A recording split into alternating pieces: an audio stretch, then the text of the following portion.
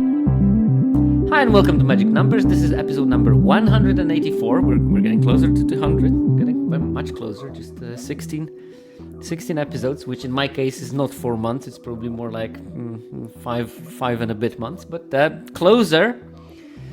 And today we're going to be talking about the right cards for the right decks. And this is an episode I release roughly for every set. So some of you that are regulars will know what's going on. But I'm going to be trying to find which cards overperform in different color pairs and try to speculate why. And maybe based on certain groupings of cards, we're going to maybe try to find, are there some better builds hidden in the dataset? Before we go there, I would like to thank two new patrons since the last time we recorded, Steph and Nicolas. Thank you very much for joining. But remember, Patreon is important for me because this is the only way I'm monetizing this particular content. So if you have some spare cash lying around, please do. But let's move on to the main topic because talking about Patreon is boring. I know it. And we have two preambles today. We have two preambles, which is, I think, important. First preamble is about metagame.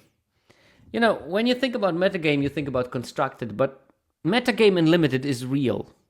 And as I mentioned to the chat before I started the recording, this presentation is largely based on the talk I was doing to the Team Cosmos before the Pro Tour, which, by the way, they aced it. They did fantastically well with 60% win rate in draft. So hopefully, at least in part, this talk helped them crystallize their ideas about limited. And part of the talk that was important, I thought, was looking at the metagame of Arena and then trying to figure out what the metagame could look like in the actual Pro Tour. Because metagame in limited is a real thing. And one thing that put me on the right track was maybe Corticals. I want to say Corticals. Noticing that the alpha of black-green cards on 17 lands is very low, which means that people pick black-green multicolor cards quite early in the draft, which means that Witherbloom, Golgari, whatever, black-green, is not particularly open on Arena. And of course that will have impact on the win rate of those cards, because the earlier you have to pick the basic cards for the deck, the more you have to prioritize them. The more you have to prioritize them, the less you can pick other powerful cards that maybe are, just generically powerful. Or if you pick generically powerful cards, you miss out on the synergy cards and you end up with the deck that is not relying on synergy. And in some colors, synergy is quite important as a supplement because the power is not there. So you need also this synergy to supplement it. But of course, I could have sort of say that probably this is not going to be the case in the Pro Tour. That in the drafts in the Pro Tour, people will look at the win rates of the Witherbloom cards and potentially think that, Witherbloom is not great, therefore why should I be prioritizing those cards high? The Arena metagame will be comprising people who are good players that want to draft and win, but also more casual players that want to just draft and have fun. And it seems like Witherbloom, for example, was one of those archetypes that people consider fun because life gain synergies are fun. I can't say no to that. I find them fun myself. I'm just not particularly focused on fun, or maybe I have a different definition of fun. My definition of fun is misery of others, for example, and not gaining some life and having fun with my own game. But because of that, this archetype will be naturally overdrafted compared to the Pro Tour, which means that if you think that Witherbloom is actually slightly stronger in vacuum than the numbers suggest from 17 lands where it's overdrafted, you can, I'm not going to say force, but at least you can have a good plan of drafting Witherbloom. And a large part of my talk was talking about what would make good Witherbloom deck and why should you be paying attention to it. And if you noticed the two featured drafts from Team Cosmos members, both Chris Larson and Nathan Stoyer, both of them drafted sort of Witherbloom adjacent deck, because Chris drafted a 5-color deck with the Witherbloom as the core, and Nathan just drafted the Witherbloom deck, and they went 5-1 in total. That worked quite well. Other team members also drafted Witherbloom and trophied with it. I think the team had total 10 trophies on the Pro Tour, which is quite a good result, I have to say. And this all came from the analysis of the metagame and identifying that the metagame at Arena, metagame at Magic Online is not necessarily the same metagame that you expect on the Pro Tour, and because of that, an opportunity appears for you to use the knowledge to gain a slight edge over the opposition by identifying that Witherbloom is probably going to be actually way better than data suggests. So that's the one preamble. And now preamble 2, the preambler, is looking at a card performance in a pair, or actually across multiple pairs, is a good way of figuring out best plans for the particular decks. And we are going to look through many cards, and most of them I'm just going to say, oh, this card is just generically good, this card is just generically bad. But for some of them, we're going to stop and look, what does it tell us about what does the color pair want? And what other cards have similar patterns of being good in one color pair and not so good in the other color pair. And based on that, we're going to try to maybe get a more than just vision of which cards are strong. We're going to see what types of plans are strong within given archetype. Okay. The method I'm using here is relatively simple. We're looking at game in hand win rates of cards in their color pairs. And then we compare them to the average win rate within that color pair. So as an example, if we have a Prismari card that has a 56% game in hand win rate, but Prismari decks have an average 54% win rate, this card is going to be plus 2 percentage points win rate, because it's 2 percentage points above the baseline of 54. Which means that it probably is good in Prismari deck because it achieves a result that is slightly above the average. How to interpret those numbers, it's also not that straightforward. It's not that, oh, if it's plus, it's good, if it's minus, it's bad. That would be too simplistic. It's not an exact science, but generally interpretation will slightly depend on what is the win rate of the color pair. So the higher the generic win rate of a color pair, the less picky I am. So if a color pair has 58% win rate, I will be, for example, Lorehold has 57 or 57.5% win rate. I will be quite happy playing a card in Lorehold that has a minus 1 percentage point impact, because it will still be a solid playable, because the color pair has a solid baseline. So I still want, like my top cards in the deck to be way above the 0, so that the average maybe of my deck will be slightly above 0, because that would mean that my deck is a strong deck for Lorehold. But because the color pair is so strong, I expect that a lot of cards will be oscillating around 0 and some of them will be minus, and they're still fine. They're just going to be, my cards 15 to 23 in the deck if they are minus, but they're still fine. But in blue-green, which has a 54% win rate, not 57, I would rather have all my cards to be above 0, because I want to have a significantly above average blue-green deck if I want to compete with the other decks. So I'm not going to be super thrilled playing a minus 1 percentage point card in those decks, because of course that would mean that my chance of being way above an average power level for the Simic deck, Quandrix deck, is going to be slightly lower if I play those minus ones. So maybe, I might accept 3 of them in my deck, but I'd rather not have 6, because then I just identify a mediocre blue-green lane. And for blue-green, I want to go into the blue-green when there is good reasons to do it. And good reasons to do it, in my case, because I like winning, is to have a very strong deck, which means that blue-green has to be significantly more open for me to be interested. And preferably, I also want to pick up a couple of bombs here and there for that deck. Okay, so that sort of sets us hopefully through the methods. You can always ask more questions if you have the chat. If you're listening to a podcast, well, you can't ask. You can ask questions, but they'll be in the void. So I ordered the cards. Oh, actually, I didn't order. And here I will pause for a second to thank my student that I'm having coaching with, Tim, who is kind enough to prepare those slides for me. Wrote a software, thanks to our silicon overlords of the AI variation, wrote a software that basically does the analysis according to my specifications and prepares the slides, because the biggest part of that episode was making like hundreds of graphs and copying hundreds of pictures of cards. It's menial tasks, and Tim was kind enough to automatize it to me, which is maybe good news to you that are to those of you who are not my patrons, because I'm going to put those slides on Patreon and make them freely available, because I don't want to make profit for something that I did not do myself and that used automation. So if you're listening to it in the podcast form, that should already be on the Patreon, and you can click the slides and look through them at your pleasure. But yeah, the slides are ordered from lands, and then we go through some colors, and we go by rarity as well, and we're going to look to them, and all of them are going to look similar, which means that there is the card that we're talking about. There are those graphs. Blue means the card is below the average win rate. Gray dot is the average win rate for the color pair. And red dots are above the average winning rate, and the numbers indicate how much. And the color shading is also indicating how much. So the more below zero a given number is, the more blue it is. The more above zero it is, the more red it is, sort of.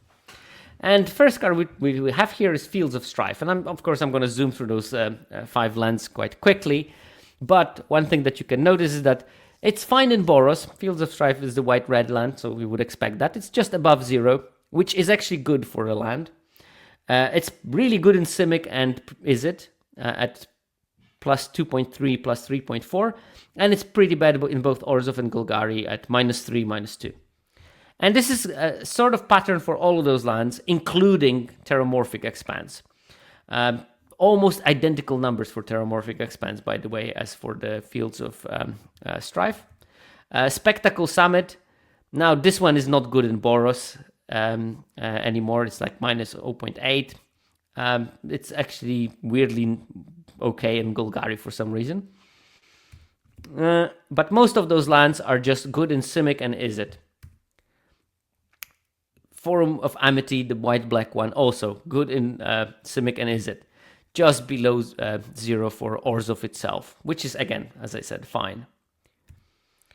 And Titan's Grave, the black-green one, also good in Simic and Izzet. And then we have the last land, Skycoach Waypoint. That land is just bad everywhere. Just don't play it, please. But when we look at all of those lands, they are all good in Simic and Izzet, which tells us something about Simic and Izzet.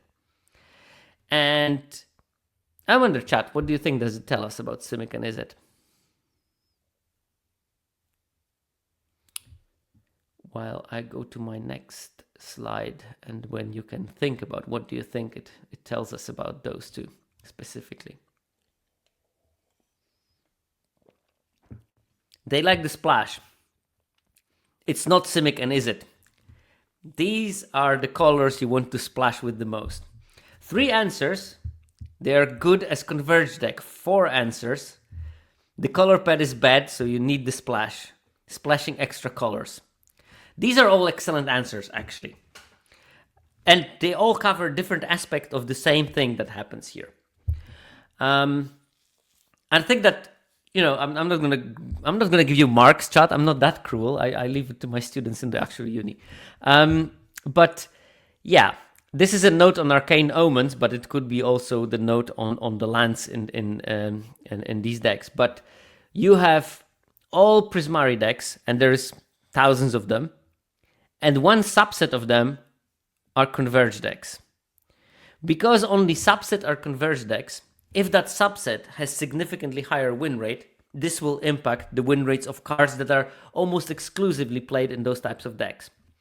Lands, and you know, especially lands like, I don't know, Forum of Amity, white-black land in blue-green, that doesn't even touch any of the main colors. Those lands are going to be put mainly in Converge decks. And this tells me that Converge decks within Simic and within Prismari win significantly more than an average 2-color Quandrix or Prismari deck. So, yeah, this is probably what this is indicating to me. That blue-green, blue-red are good homes to 5-color decks that want to use all the kinds of colors. That's why all those lands have high win rates there.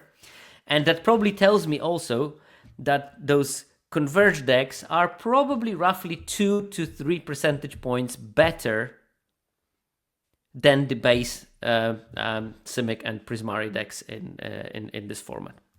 And it does not mean that, this is the only thing you should be doing with Prismari. I think part of it is that they were, relatively open. You could draft them quite easily.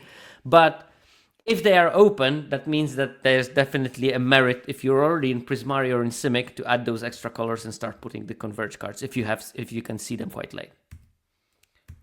So this is also a lesson in the fact that we're looking at the win rates of cards, and sometimes it's easy to generalize them. And I've seen a lot of mockery early that, oh look, the best uncommon in Prismari is Arcane Omens. That's why I make this Arcane Omens note. That was the note for the pro players. It's not that Arcane Omens is the best uncommon, is that best Prismari decks are Converge decks, and those very select, and the Arcane Omens has 10 times smaller sample size in Prismari than, let's say, a red uncommon. I don't know, that deals free for 1 mana. Because they have only 10%, they don't come together often, but when they do, they're quite strong, and they are unique in their composition and better than the baseline, and that's what causes those things. And Arcane Omens is a very good card in those already outstanding decks, but also Arcane Omens will never go into the mediocre generic Prismari deck, which means that they have this double advantage, and that's why we have ended up with the situation where, I don't know, the best uncommon is in blue-red is green or black. Okay, in terms of the rare and mythic lands, we do have, firstly, the Great Hall of Biblioplex. Corticals definitely covered it in their last episode, talking that the card is way better than people think, and it's true. It has positive numbers in every single color pair, +4 in Izzet, which is actually quite a big number. It is a bona fide B to B plus level bomb, and specifically Izzet and Simic it's doing very well, because it also works very well with Converge, because you can pay 1 life and add 1 mana of any color if you have those instant and sorcery versions of Converge spells. But it also is having a +1% in Orzhov, in Golgari, +3 in Boros. It's generally a good card. The fact that you can turn a land late in the game into a creature. 2/4 is a decently sized creature as well, at 0 opportunity cost almost. And the fact that it also gets bigger when you cast spells is sometimes a big benefit. All those things make it into a solid card. So if you're not high on Great Hall of Biblioplex, start being high on Great Hall of Biblioplex. It's the best library in this set. And I'd like to remind you that on Arena, there is a second library that is playable, and this Library of Alexandria. So actually, Biblioplex has better generic win rate than the Library of Alexandria, which could be quite shocking to you. Unfortunately, we don't have the data for Library of Alexandria. I can tell you though, the card is very, very good. It says no data for the archetypes, but I actually have data for the total win rate, so we can see the total win rate at the end of it. Another thing that is important is that the rare lands, the slow lands, are really, really strong. They have good numbers, like let's look at Sundown Pass, +1% in Boros in its own color pair, and +4% in Izzet. This format has tons of multicolor cards. Because of the tons of multicolor cards, even in a 2-color deck, you want to have as much mana consistency as possible. These will basically play as dual lands in this format, because most of the time, either you can play turn 1, which is not a big issue, or you can just wait until you have your 3rd land drop and play your Sundown Pass there. And also, at 3 mana is where most of the multicolor things start being painful if you cannot cast them. A regular 8-9 mana base means that, good 50% of the time you have mana screw on either one or the other color. And that's not optimal. So having dual mana sources is important. On top of that, if you are playing blue-red deck and you have Sundown Pass in it for Converge purposes, this is almost a free source of white mana that doesn't cost you much. Putting the tap land, especially when you put 6 of them in your deck, it becomes a cost at some stage. Putting Sundown Pass is almost free and will give you that extra Converge mana, which means that, you can use the treasure to generate some different type of mana because you have a mountain, a Sundown Pass, and an island. And the treasure can be used to generate green or whatever. And that will make your casting of Converge spells more consistent for more. And we have the same for other ones. Shattered Sanctum, good in Orzhov. Orzhov has some really heavy multicolor cards, so having the something that gives you white and black is very beneficial there. It also has decent numbers of Golgari. Notice that it's not represented in Simic and Prismari. And yes, I would advise you not to put lands that don't touch at least one of your main colors into your 5-color decks, because it's a big cost, especially when you have a green and you already have basics of those colors that you need to fetch out. Stormcarved Ghost, really strong in Simic, plus 5%, plus 2.3 and Izzet, the color pair that it represents, and average in Boros. But yeah, it's really looking great in Simic because exactly it is an island that does tap for red mana and will 90% of the time come up into play untapped or on turn 1 when it doesn't matter. Similar, Dreamroot Cascade, great in Simic, even better in Izzet because it adds that third color for very low opportunity cost. And same Deathcap Glade, fine in black-green, plus 1%, plus 4.7 in Simic, because it does give you your main color green, and it does give you black that you might want to have for your Converge payoffs. And then we don't have data for Petrified Hamlet, but we also don't need because the card is rubbish. So yeah, this is what I was telling, that here we have a generic game and win rate for each of the cards, and Great Hall of Biblioplex, 58.7, Library of Alexander, 58. And Library of Alexander is great, but I do think that it says duality of that card is that in 17.5% of the games when you draw it in the opening hand, it's just insane, and the rest is just fine. And then it will be probably very, very different. I think that your preferred home for Library of Alexandria is either Boros grindy version or blue-red, because these will have interaction that you can keep up. I played it in a draft recently, and I drew 7 cards out of the library, just controlled the hell out of my opponent, and just finished the game in a couple of turns after that. Thanks to the library, when I finally decided to wean of its magical goodness of drawing me an extra card every turn. Okay, we also have the colorless cards. And the best one at common and uncommon is clearly and by far the Strixhaven Skycoach. Now, I'm sure you all know that this card is great by now. Fair. And it has over 2 percentage points in every color pair. But there are sort of 3 tiers of its goodness. In decks like Golgari, Izzet, and Orzhov, it has plus 2.5 roughly, maybe between 2.5 and 3. In Boros, it's plus 4. In Simic, it's plus 5.5. Now, this on its own would not be enough information for me to speculate on anything. But I've seen the future slides and I did some thinking based on that. And it looks to me like Skycoach has basically 2 modes. One is it draws me a basic land of any type that I want to, and the other, it's a 3/2 flyer.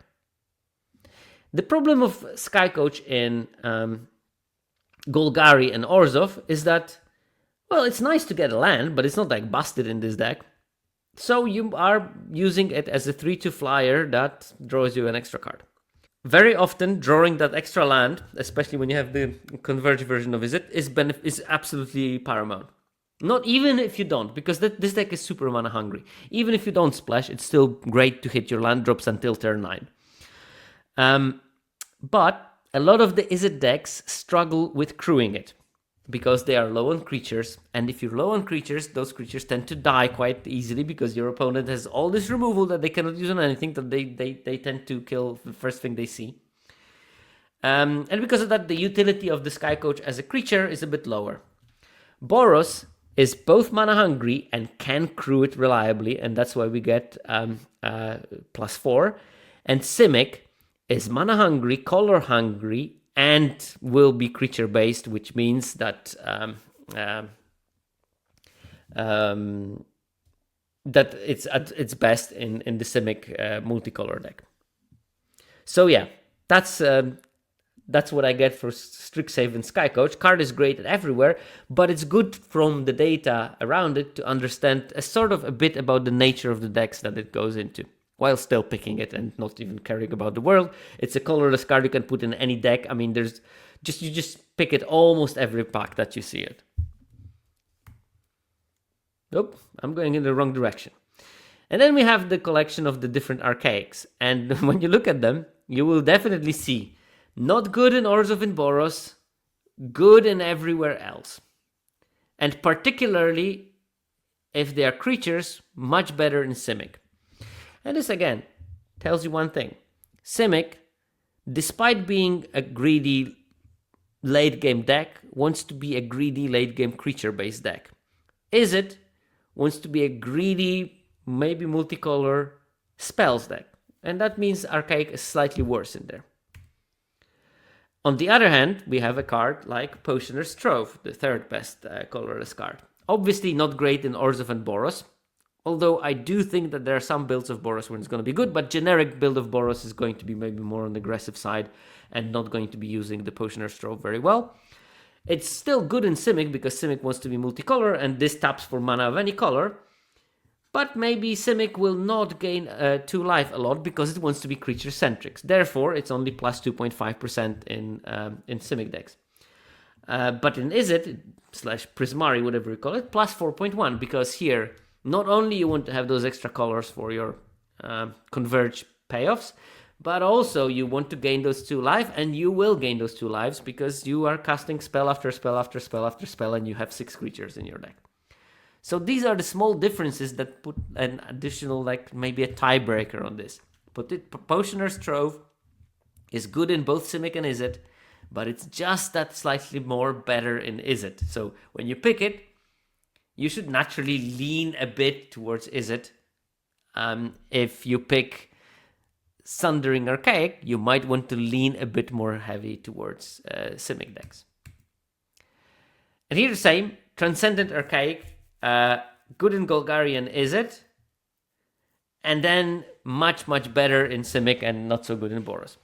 Simic, despite being blue, doesn't want to dedicate too many slots to spells, but as a greedy, mana-hungry deck, wants to draw many cards.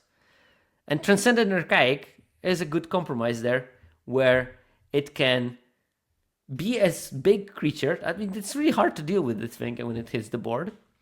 It will use up the ramp capacity of Simic very well, and at the same time will draw you 4 to 5 cards with some selection. You will have to chuck some of them in the bin, but that's still massive card advantage.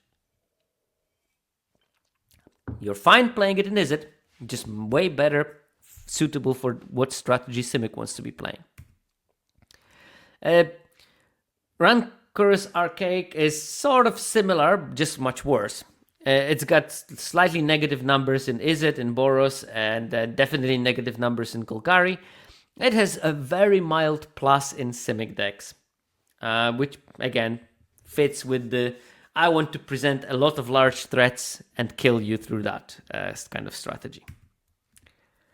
Then we have Mage Tower Referee. That's the 2/1 that grows for multicolor spells. I think people underestimate how many multicolor spells you need in your deck for that card to be okay.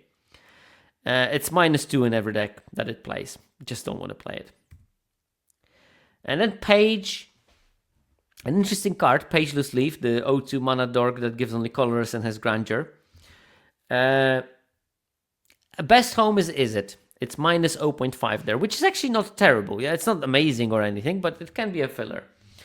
And I think that part of it must be grandeur, that people play it in multiple copies, and then you can find some powerful spells later in the game by discarding it for 0 mana. And guaranteeing that you're going to draw, like a spell, while if you draw it early, it can ramp you to bigger spells earlier. So, yeah, I mean, I wouldn't recommend playing it, but if you think that this card has generically bad numbers, those bad numbers are mainly tanked by Orzhov and Golgari, where you just absolutely don't want to be playing this card. It's like in Golgari, you have 1/2 Death Touch version of it that's better and looks, works with your removal and everything. So you definitely don't want to be playing Page, because that means that you're not getting what you should be getting. But in Simic and in Izzet, this card can be a filler. Fine. Diary of Dreams. Now, this card is a lot of controversy. And maybe I should just do the similar version of that, but for only top players. The problem is I would run into a small sample size problem. But generally, Diary of Dreams, that's the, top 5 tap to draw a card, but this ability costs 1 less for each page counter on it, and page counters you get by casting instants and sorceries.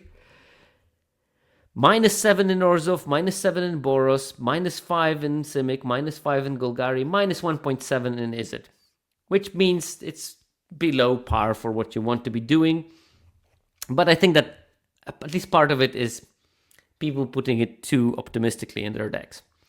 I've seen that also with Avatar, when there was a similar waterbending scroll, and I've seen people like, that one had a discount for number of islands, and I've seen like people play me 5 basic lands, 1 island, and then waterbending scroll. And that's like, yeah, this is definitely not a deck where it should be played, but it's also a deck that will be caught by 17 lands data. So I'm pretty sure that people are tanking the win rate of that card ever so slightly, but it's still not great.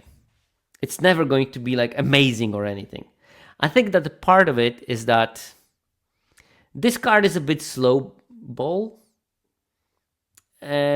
small ball, and I think that this is not the format for small ball. This is the format for, I either do something very fast and aggressive, or I do big things that just are so much over the top of what you're doing that I'm going to win.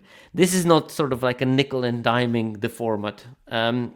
And I think that this is what the Diary of Dreams is sort of struggling with. Like Potioner's Trove, it does a small thing, but that small thing is keeping you alive against aggressive decks. Well, Diary of Dreams is not going to win you many games against aggressive deck, because you need to sacrifice at least half turn or whatever to cast a do-nothing card, and then maybe after 4 turns it will start accruing value. If you stabilize after 4 turns, you can probably win in other ways than Diary of Dreams. And playing it early, where you want to be playing it early because you want to put some page counters on it, is not going to help you stabilizing. So there is a conflict within this card, and I think that this is what causes it. And then against a big mana deck, you're just going to cast Diary of Dreams, draw like 2 cards or whatever over the course of like 4 turns. And they're just going to cast something stupid and return order instant and sorcery from the graveyard, and then fireball you to face for 12. And that's the problem, I think, that it does have. Bibliothek Tomekeeper doesn't have data, and for the good reason. 44% win rate. Ugh. Gross. But you can see that Skycoach and Archaic are just like really, really strong cards. And then we see Potioner's Trove and Transcendent Archaic, like second tier. And then the rest is sort of like very mid. But yeah, Skycoach is just so good everywhere. And Archaic is good mainly where it's played where it should be playing, but still some people put it in white, black, and white, red where it shouldn't be. But it's a much smaller sample size than in these 3. Okay, in terms of the rares and mythics, I mean, there's no really much doubt that Together as One is a strong card. Plus 13 in Simic, plus 11 in Izzet, plus 8.5 in Golgari, plus 6 in Boros, plus 3.4 in Orzhov. This is one card that should sway you to play at least some version of Converge in any color pair, really. It's just so powerful. Even if you cast it for 3, it's absolutely fine. The point is that in Simic and in Izzet, you're much more likely to cast X equals 5, and then you kill a big thing, gain a ton of life, draw 5 cards. How do you lose it? I played a game yesterday when it's the third together as one that killed me. I fought valiantly against the first two, but the third one was a bit too much. Well, they recurred it. My opponent had the cheek of cast the first one, recur it, cast the second one, recur it, cast the third one, and the third one was too much. Very powerful card, and this is like, if I see it early, just like abandon whatever you were doing, draft together as one deck. That's how strong the card is. Then we have Cody. We don't have the data for that. And we have Dawning Archaic. And it's looking horrendous in Boros at minus 6.4, but it does have plus 2.6 in Prismari. 10 mana, 7/7, that costs 1 less for each instant and sorcery card in your graveyard. I think that you can reliably cast this card for 4 mana or so in Prismari decks.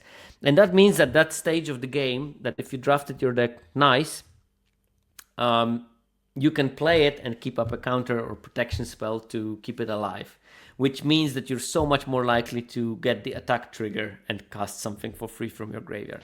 Obviously, if with Dawning Archaic, the 7 mana spell that makes 2 3/3s that you can cycle for 2 mana to draw a card with some minor selection is just like best friends, because you can stick it in the graveyard quite easily, look for lands that allow you to cast it, or maybe cheap cantrips and stuff like that.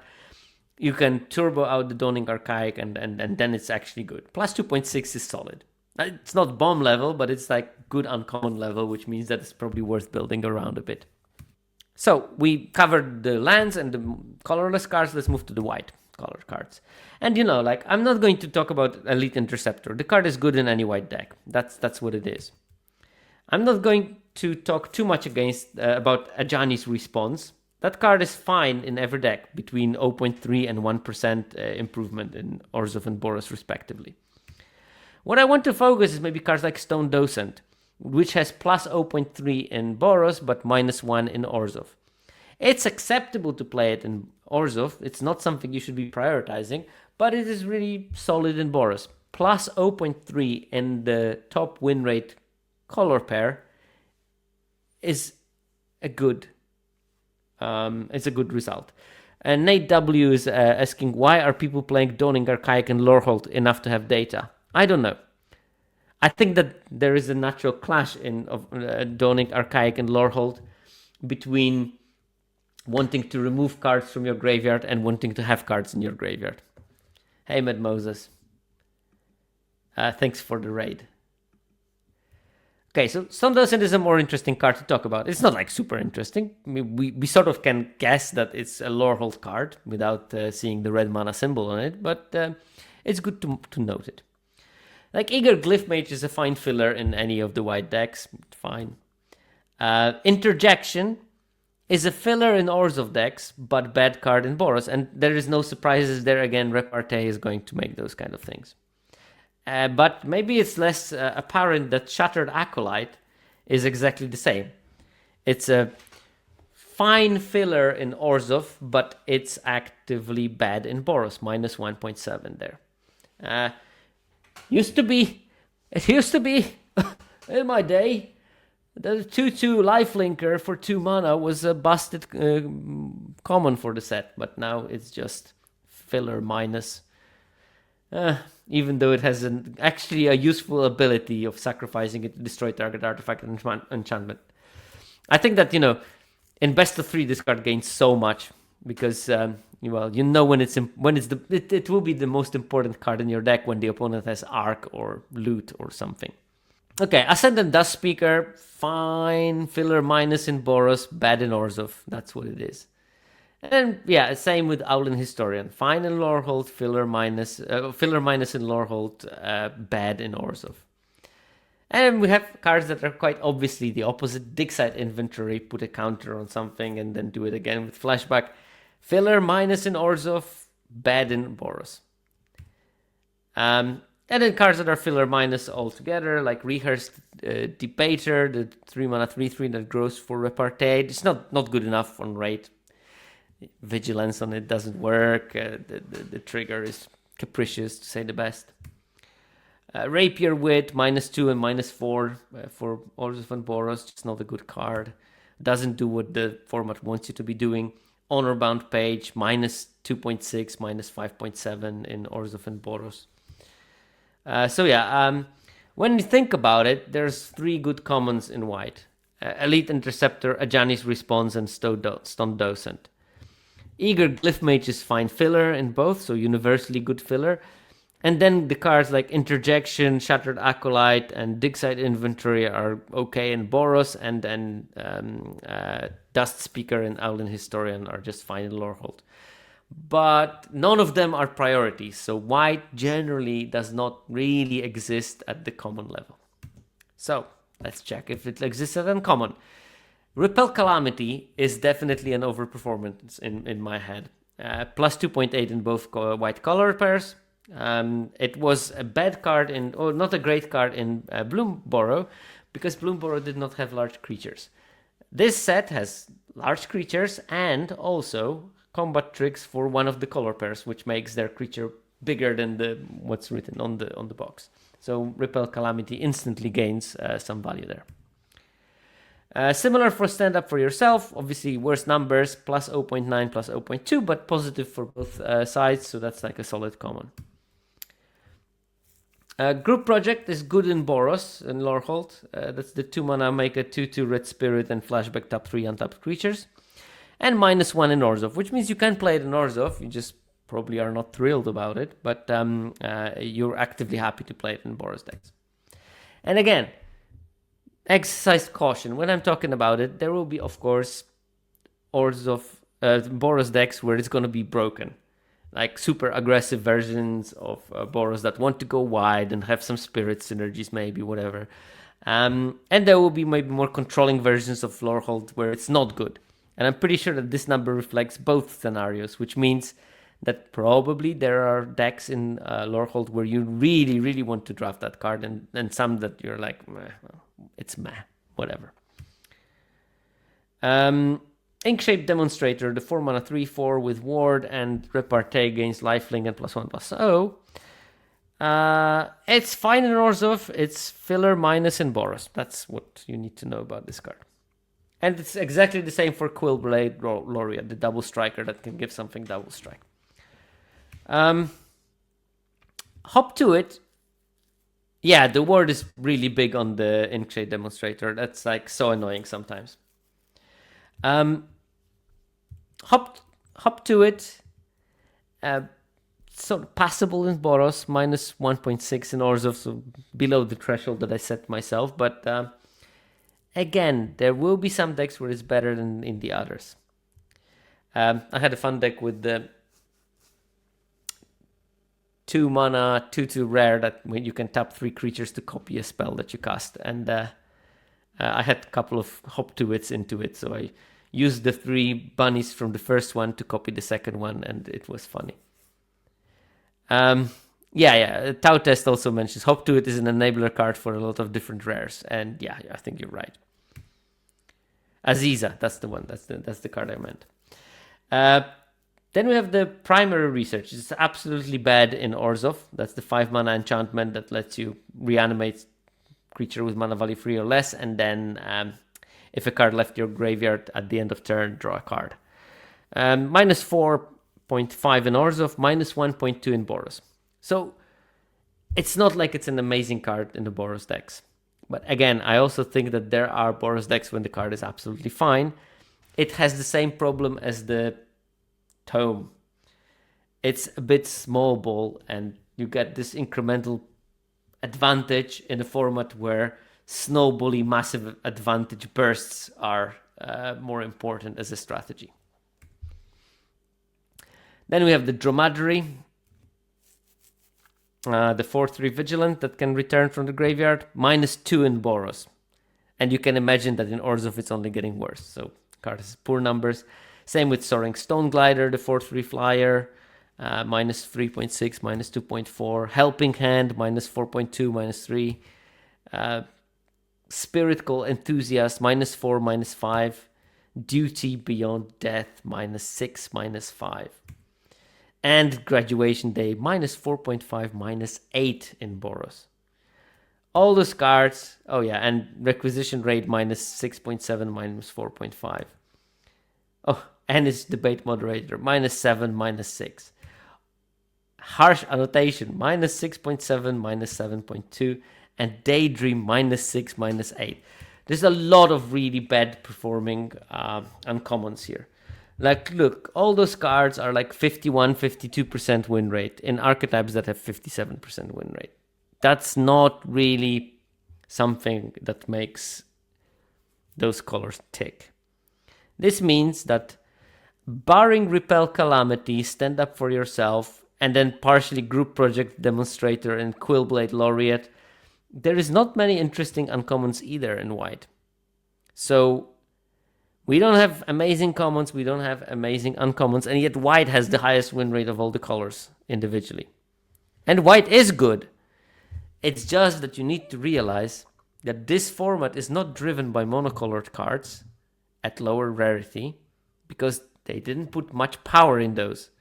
This format is driven by rares, and white will have some, and by multicolor cards that have white. And white has very powerful multicolor cards, and that's why it's strong. And it also has, ta-da! Practiced Offense, plus 10, plus 9.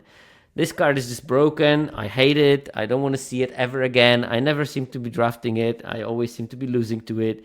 It's just like when you try to stabilize and you're just like so close and they just go, oh, I have 5 mana. Practice Offense 1, Practice Offense 2, bye. Ugh, horrendous. It's a good card though, so draft it every time that you see it, yeah? Antiquities on the Loose, another grown test, plus 6.7 in Orzhov and plus 9.5 in Lorehold. Like, this is like super good reason to draft white. Staring Hope Singer, plus 8, plus 7. These are the cards that you need to go for if you're drafting white, not your dromedaries, you know? Don't be a small ball player in a big boys league. Winds of Abandon, plus 3, plus 8. Fun story about myself. I'm not sure, but I might be the only person in this format who lost a game after casting the black and white Momentum and Winds of Abandon for Overload in the same game and still losing that game. So that's an achievement in its own right, I think.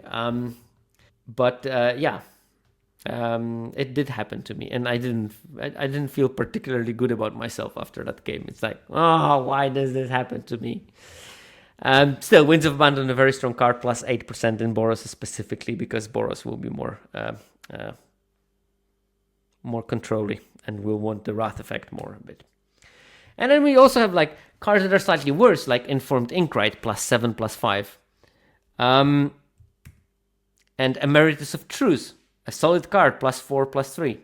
And maybe probably a card that is often underappreciated, but hopefully not by the listeners of my podcast, in Reprieve at plus 2% in both of the color pairs.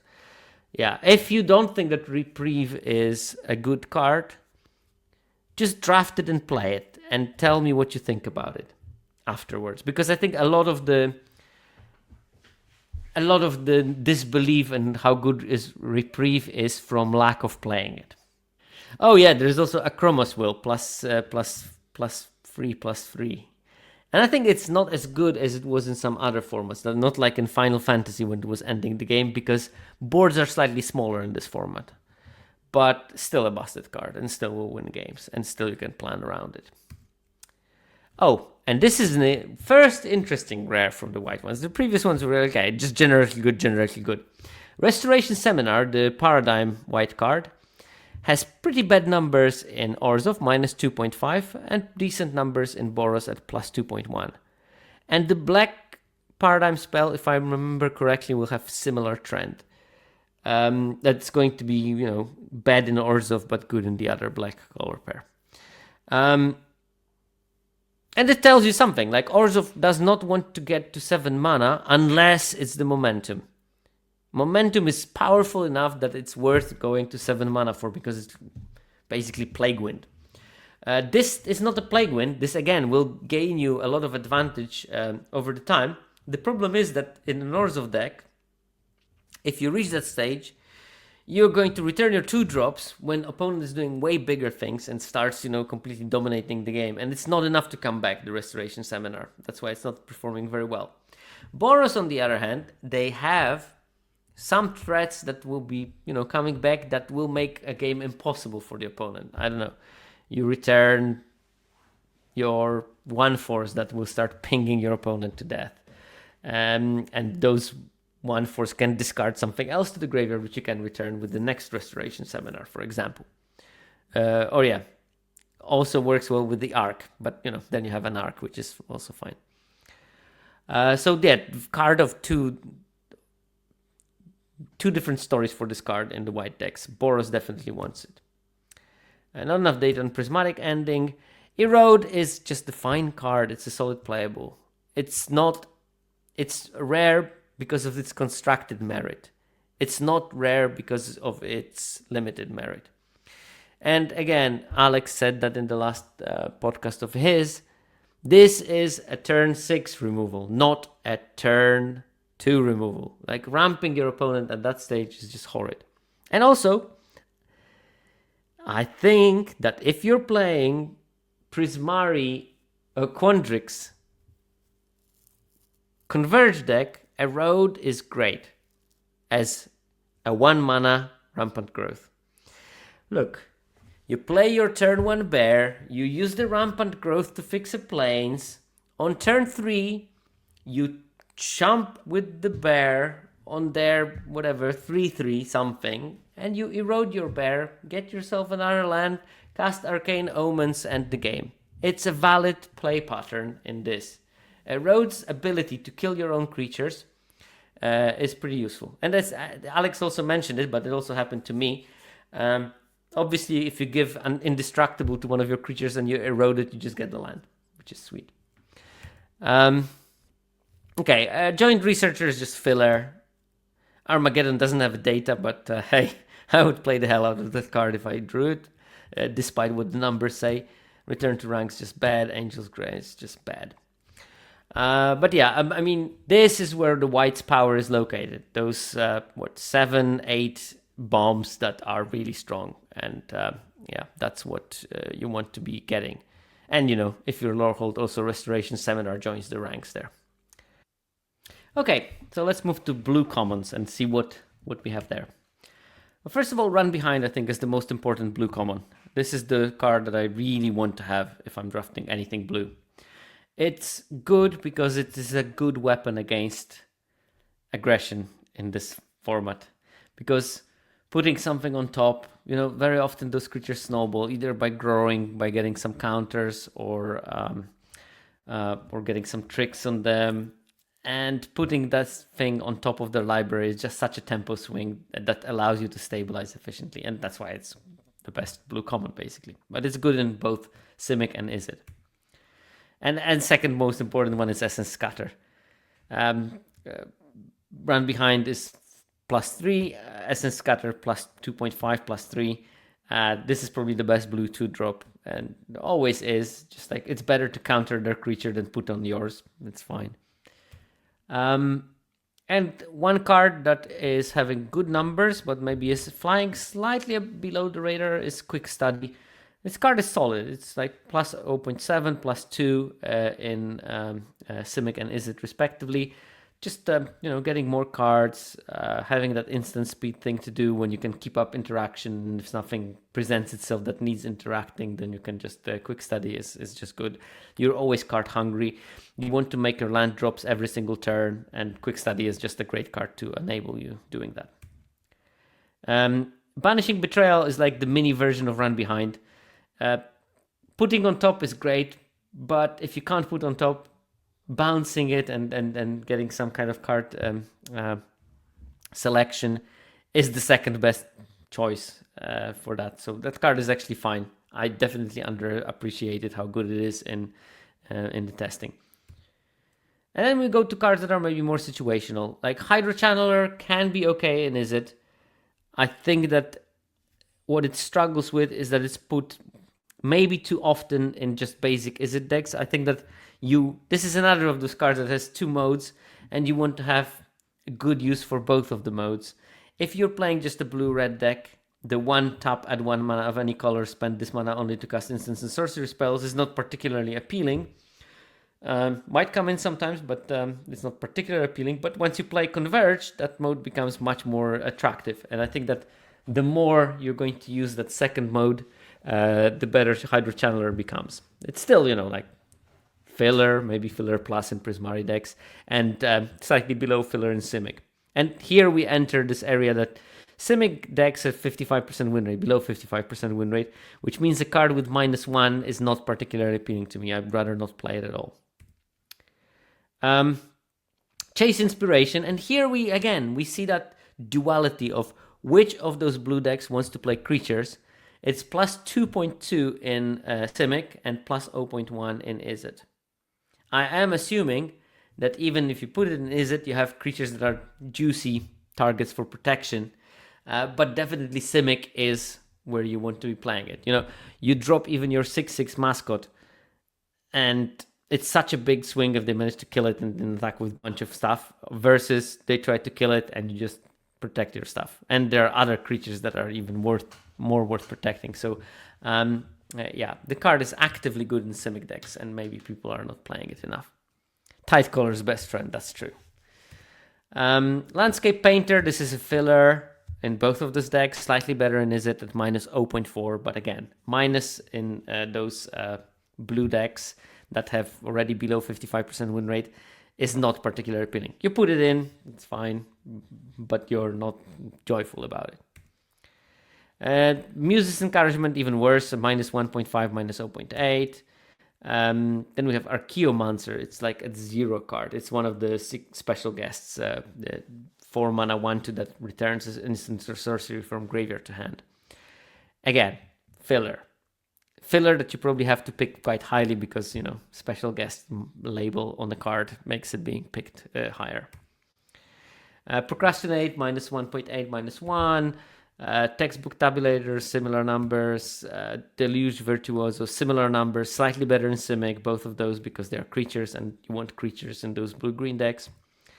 Spellbook Seeker, minus 0.5 in Simic and minus 4 in Izzet, so you just don't want to put it in your Izzet decks at all. And in Simic, it's fine filler. So more cards that are okay at common in blue than in white. But of course, it is related to the fact that blue is just generally lower win rate color combination than white was had. So this is the reason for that partially. Still worth to know, run behind Essence Scatter, Quick Study, Banishing Betrayal, the 4 main commons, none of them creatures by the way. And then we have Hydro Channeler, one of the only creature that is actually better in blue-red than in blue-green. And then the rest of the creatures, most of the creatures are better in blue-green. And Chase Inspiration, which is actually solid in blue-green decks. In terms of uncommons, well, there you go. Stock Up is still good. Who would have known? Plus 4.5, plus 6 in Simic and Izzet. It's just a great card. Just play it. Matter Bending Mage, also really good in both. Plus 4.4, plus 4.1. So there's not really much to be said about it. Divergent Equation, on the other hand, it's fine in Simic, plus 1.7. That's fine, more than fine even. In Izzet, it's plus 4.3. So way better in Izzet, and you know why. Izzet does want to have more spells, so it will be more potent. But because of the length that both of those decks want to play long game, and Simic will still have some spells, it's fine also in Simic, because when you are going to be casting it for 3-4 on turn 9, 10, even in Simic decks you'll find 3 good targets to return to your hand. You can get some Essence Scatter, or maybe the Brush Off, the regular counter spell, because that's the kind of a card you want to have late in the game. and maybe like a couple of removal/interaction spells, or maybe some card draw spell to restock your hand, it's going to be still fine because of how long you go, and because you will still have 8 to 10 spells in your Simic decks. Brush Off, talking about the devil, really good. +3, +4, slightly better in Izzet, but this is just a generically good card in this format. This is your protection until the late game. Murmuring Mystic, no data from Simic, but +3.4 in Izzet. It's actively a solid card in Izzet. Flow State, good in Izzet, not so much in Simic. Why? Well, you play more spells in Prismari. Because you play more spells in Prismari, you will be more likely to have an instant and sorcery in your graveyard. Because you're more likely to have instant and sorcery in your graveyard, it will be more frequently draw 2 than in Simic decks, where often you just cast it as Anticipate. And that's reflected in the win rates. The Deuce, which doesn't have that optionality and does a similar thing, has roughly even numbers in both decks. So this is purely based on spell density, I think. The Deuce, +2.2, +2.8 in Simic and Izzet. So yeah, solid card. Disdainful Stroke, similar numbers, +2 for both, roughly.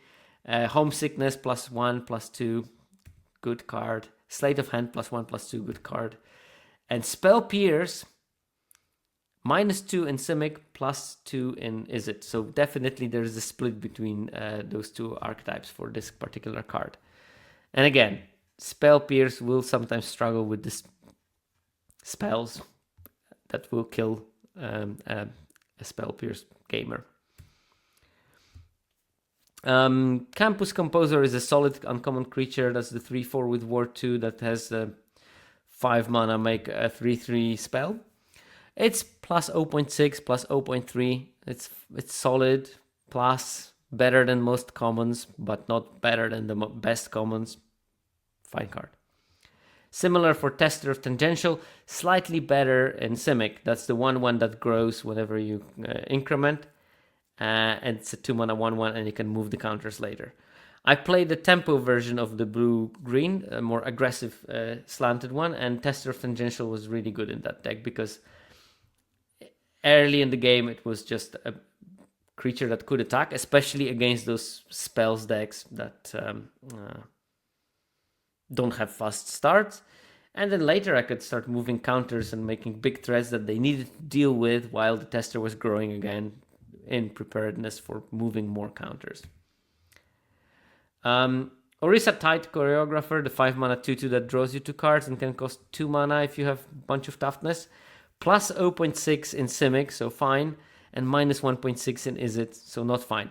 Another card that has 2 elements, draw a card, and a discount.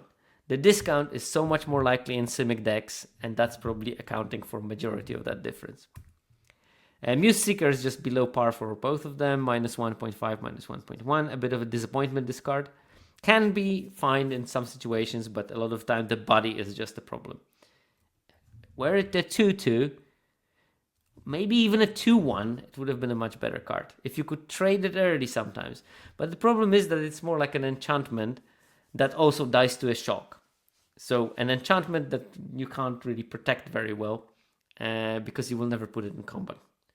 Oh, Fractalize, a bit of a disappointment for me. -1 in Simic, -5 in Izzet. I thought that this card is going to be slightly better, but it's not. I thought that the 0 mana option of making something into a 1/1 instant speed would be fine for 1 blue, but it seems it's not. Encouraging Aviator, below par. Fractal Anomaly, way below par. So yeah, a bunch of good uncommons. There's a good selection of solid cards in there, but keep in mind that they're fine because the baseline is low. So that's also something you should, you'd rather be generically in Lorehold and Silver Quill, even if you have the weaker cards, because they're still going to be having a higher win rate, basically. But it's worth to know which cards are working and which are not. In terms of rares and mythics, well, the Emeritus of Ideation is just broken in either of the blue decks. So is Exhibition Tidecaller. This is slightly better in Izzet at plus 8.5, but plus 6.4 in Simic as well. This card, you just need to cast one 5-mana spell, and that's enough to win some games against slower decks. So yeah, you don't need to play that card out on turn 1. Keep that in mind. Mathemagics, similar numbers, plus 6.1, plus 7.2. Again, good kill spell, but also value engine if you can. Jadzi, whatever. My grandmother's name without one letter was Yadja, so just misses the A at the end. It would be my grandmother's name. Plus 6.7, plus 4.4. Who knew that putting Valgavod's Onslaught onto a creature that already does you, what's the name, Fateless Looting, is going to be fine? Who knew?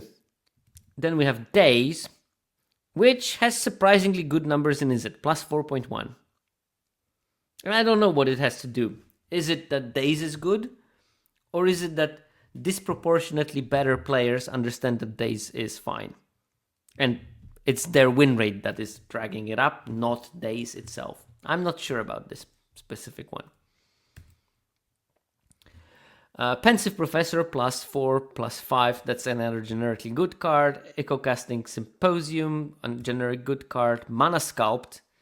This one might be surprising to you, but this one has plus 3.3, plus 3.6. The counter spell that can become a mana drain if you have a wizard. It's just a generically good card. Putting extra value on cancel makes it into a good card, and this is a cancel with some significant upside sometimes. Then we have Wisdom of Ages. This is an Izzet card. It can be played in Simic. It's got minus 0.1, and I'm pretty sure that it has to be a more spell-heavy Simic version, where it might be fine. But in Izzet decks, it's plus 3.6, which is a big difference between those two and how they perform in both of the blue decks. Skycoach Conductor is generically good, plus 3.7, plus 3.1. That's the 2/3 that comes with the flicker effect. This is really good with either the draw to creature or the mana war, or just as a protection spell for something big. In blue-green can be clunky sometimes because, I have a Terrafractal. Am I going to blink it and turn it into a 1/0? I don't think so. But still good enough to protect something. It can also reset like Preparedness in some creatures. That's also pretty good. Cyclonic Rift, small sample size, but pretty good in Izzet. Brain Freeze, also this card is a legit win con in Izzet decks, plus 1.4. Preordain, just a cantrip, but plus 2, plus 2.7, plus 1.4. Again, that might be something to do with the subset of players who identify Preordain as a good card, is the same subset that also has a good win rate. And Force of Will, just a 0 level card, which is fine. But if you see one in paper, I would advise you to draft it. You get a couple of drafts for free for that. Harmonized Trio. And this is another one. Problem with this card is that in Izzet decks that seem like a natural home for it, you just don't have enough creatures to prepare it. If it came prepared with the Brainstorm attached to it, probably would be much better in Izzet decks. But because it needs the top 2 untapped creatures to prepare it, it is much better in Simic, which should have more creatures. And it's actually 1.4 on the plus there. Archmage Emeritus just a bit below par at minus 1.3.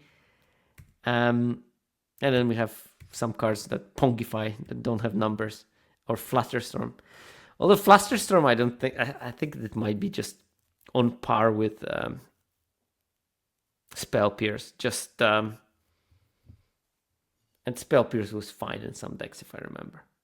It's just a mythic, so it's going to be opened very rarely, and probably that's why it doesn't have a sample size. But yeah, generically, most of the rares and mythics are good in those two color pairs. Keeping in mind that, Wisdom is much better in one deck than the other, and Harmonized Trio is better in creature decks. Who knew? Okay, black. Best common is Last Gasp, and it's universally good. Here we're comparing, by the way, Orzhov and Golgari, so Silver Quill and Witherbloom, there is a slight disproportion between those two. Orzhov is Silver Quill is going to be more 57 point something percent win rate, and Golgari is more like 54 point something, so 3 percentage points difference between those two. Still, Last Gasp is improving Orzhov even more than it improves Golgari. This is exactly what you want in your Orzhov decks. It triggers repartee, is cheap, and allows you to kill something and still progress your board state at the same time. So, solid card. Cost of Brilliance, same, +2, +1.5, that kind of range. Melancholic Poet, it's fine in Orzhov, +0.7.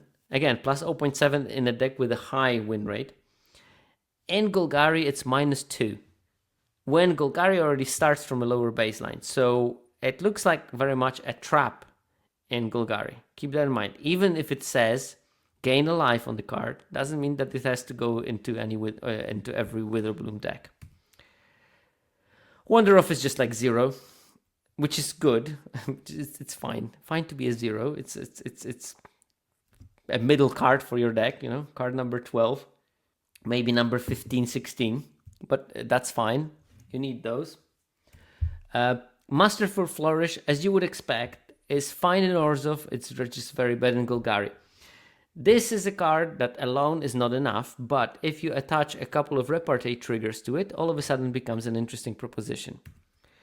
Send in the Pest is a Witherbloom card, +1.2 there. It is -1.9 in Orzhov, so you just don't want to. It's just the body is not big enough.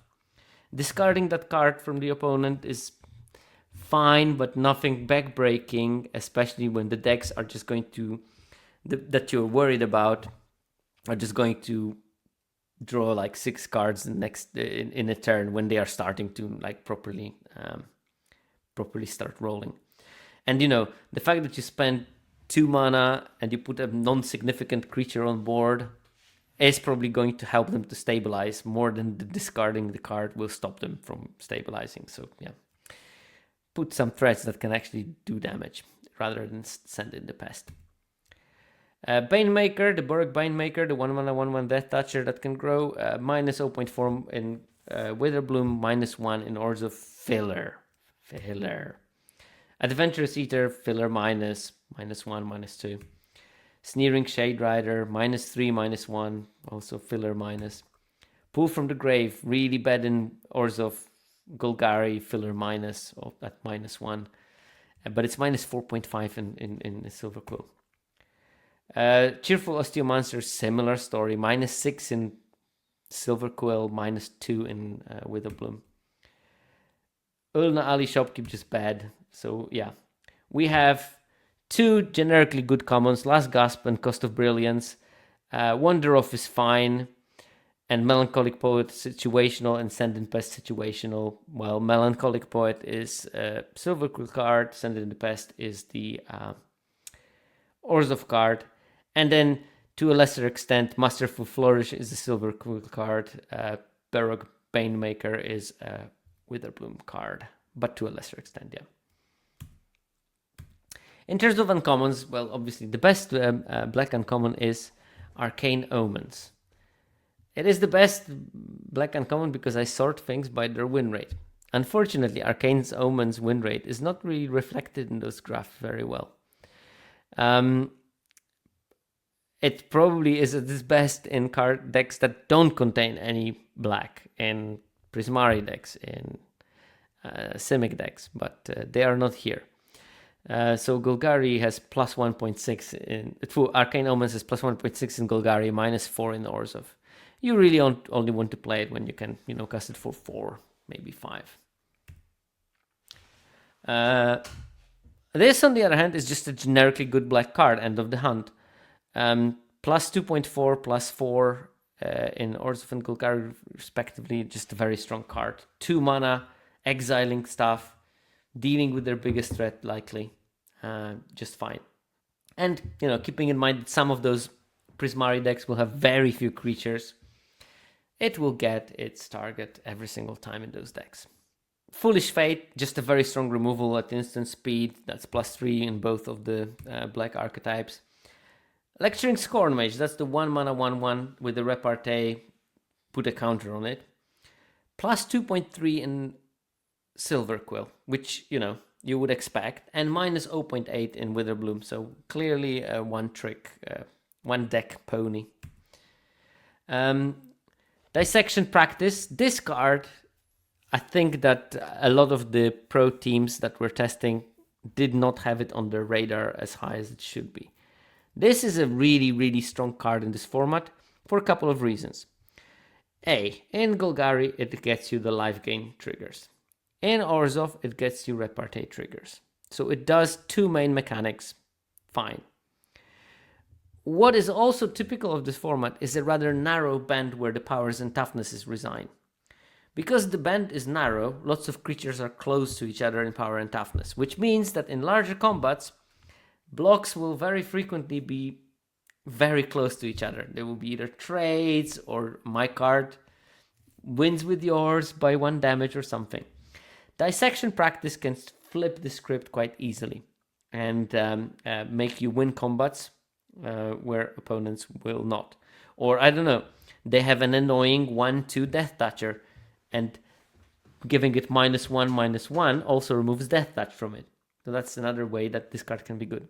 But it's a strong card, +3 in Orzhov and +2 in Golgari, that I think people are not picking like so, because we remember the Skullduggery in Outlaws of Thunder Junction, where it was pretty bad in a set with crime as a mechanic.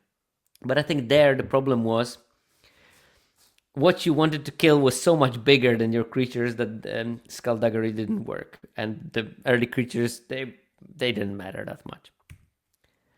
Bitter Triumph, you see? Dissection Practice, slightly higher win rate than Bitter Triumph. Bitter Triumph plus 2.5 in both cases, which is fine. Stargaze is another card that maybe flies a bit under the radar. It's actively good in Golgari at plus 1.1, but it's also fine in Orzhov at minus 0.8. Again, we're talking about a high win rate color pair. And that card goes really late, so you can get it almost always. It's a nice top end as a one-off in your Orzhov decks.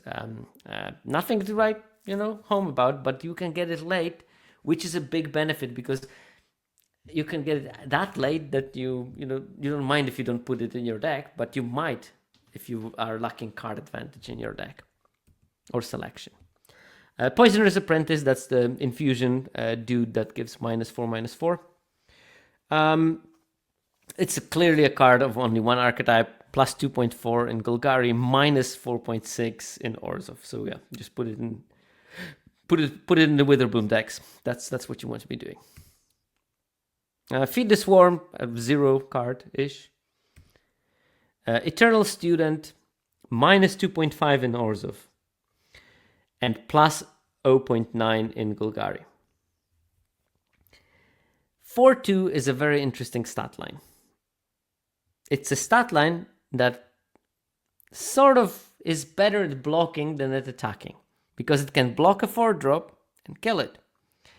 And when it attacks, it gets killed by a 2-drop. So you're behind on that exchange. Orzhov, being an aggressive deck, probably wants to attack more, which means Eternal Student will be, a lot of the time, a bad trade that you're offering. And I think that this is the reason for minus 2.5. Because, exiling it from a graveyard and making 2 flyers, dope. But you don't have mechanisms to put it in the graveyard easily. And then you need to trade your 4-drop with a 2-drop. And, it offsets a lot of the goodness that comes with the 1/1 flyers. So yeah, problematic card. And I think that people are still super high on it. Scathing Shadelock has bad numbers. Locust Spray, very bad numbers. Leech Collector, pretty bad numbers, including Witherbloom. It doesn't have good numbers. That's the, 2-mana 2/2 that can drain opponent every turn if you sort of gain a life and you prepare it. And yeah, my personal failure on this set, I was looking forward that this card is going to be good. Forum Necroscribe, 6-mana 5/4 with the repartee, return creature from your graveyard to the battlefield. -5, -4, not good enough. Same goes for Arnin Deathbloom Botanist, The 2/2 with Death Touch, when creature with power sharpness 1 dies, you drain opponent for 2. -5, -3. Just probably don't want to be putting it in most decks, and there might be 1 in a million deck where it would be useful. The problem is that when it's useful, it's just going to eat removal, and therefore not be that useful. And if it can't eat a removal, then probably your 1/1 pests that you produced are also going to win the game without help from Andrin. So at best case scenario, it's a win more card. At worst case scenario, it just doesn't do anything and it dies to a stiffer breeze. Rabbit attack -5 in both. We don't want to even talk about it. Same with the zombie fight. But there's like a 6-7 good black uncommon. Uncommons plus Stargaze and Apprentice that are better in Witherbloom and potentially Eternal Students, and Feed the Swarm that is slightly better in Orzhov. But here I care a bit about even the slightest of the differences, because there is a massive difference in the win rates between the two. Overperforming 57.5 by 0.3 is not the same as overperforming 54.6 by 54.3 by 0.3. So it's worth to even indicate that kind of a small difference here. In terms of rares, best one, Moseo, is good in both. The 2/1 flyer that makes a pest and then can reanimate stuff based on the number of how much life you gained. A Postmortem Professor, another solid card, much better in Golgari, +7. That's a massive improvement. And +4 with Orzhov. That's the 2/2 that drains on attack, and you can return it from your graveyard by exiling instant sorcery from your graveyard. Emeritus of Woe, not as good as the blue Emeritus, but I think better than the white Emeritus. This one is a 4 mana 5/4 that has a demonic tutor and that can retrigger if you kill stuff. +6 in Golgari, +3 in Orzhov. And a very similar card in its numbers, Scheming Silvertongue, +3 in Orzhov, +6 in Golgari. That's the Sign in Blood, prepared creature that can re-prepare if you gain a bunch of life. And if you gained a bunch of life, you don't mind casting Sign in Blood because you gained a bunch of life. So yeah, nice combo. That's why it's probably much better in Golgari than in Orzhov, but it's still pretty good in Orzhov. And Dismember, +55 in Orzhov, +3.6 in Golgari. Now, obviously, you want to be casting this card for 1 mana. And you may think, oh, well, if you're going to pay life to cast it, well, it should be great in Golgari because Golgari gains life. But the reality is that Orzhov puts pressure. It doesn't care about getting some hits if you're pushing damage turn after turn. And this card must be absolutely backbreaking when you do 2-drop, 3-drop into 4-drop into Dismember and another 4-drop. I don't know if anyone can survive that kind of an onslaught. So yeah, Dismember really great in that. But I would like to keep in mind that especially if you have the Trove, I would be super happy playing Dismember in any of my decks, even if they don't have a swamp inside, because 1 mana and 4 life to kill a big creature is strong enough. Then we have Decorum Dissertation, and I told you this is exactly like with the white paradigm spell. It's just not good in Orzhov. Orzhov doesn't want those spells. Orzhov does not want to create this type of card advantage. Orzhov wants to generate card advantage while progressing the offensive plan.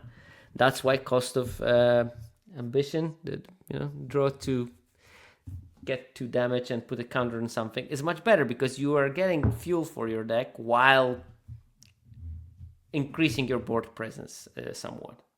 But in Golgari, the Decorum Dissertation looks really solid. Golgari is a deck that wants card draw but was not blessed with much of it. So yeah, that's why probably the Decorum Dissertation is strong there. And you gain life as well, so paying life is not an issue.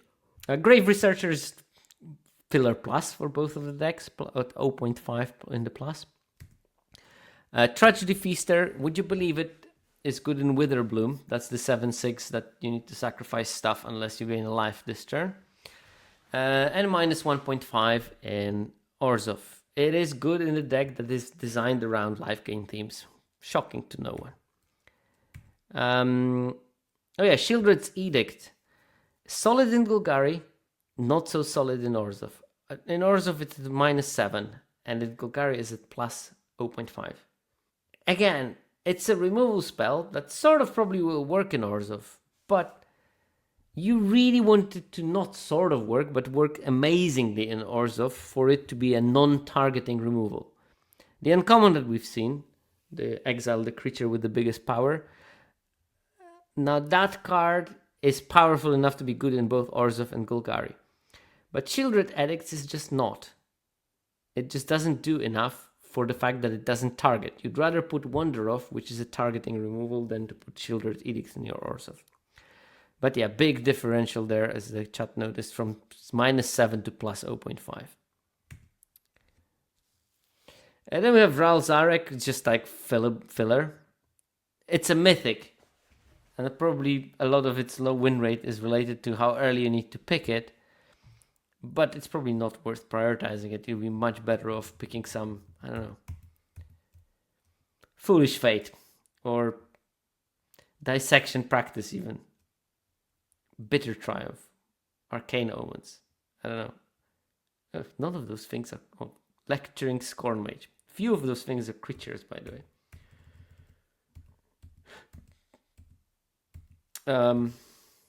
Withering Curse, fine in Golgari, but nothing amazing.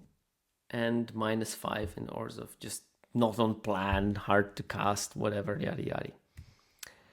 Pox Plague just, doesn't exist. Ad Nauseam doesn't exist. Calling the Weak doesn't exist. Living End doesn't exist. Smallpox doesn't exist. Vampiric Tutor does not exist.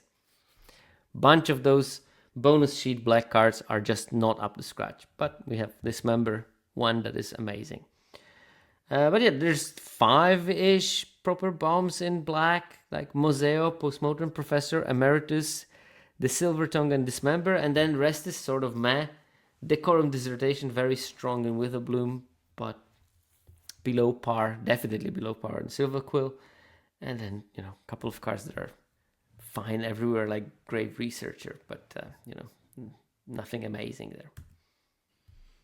Okay, let's move to the red commons.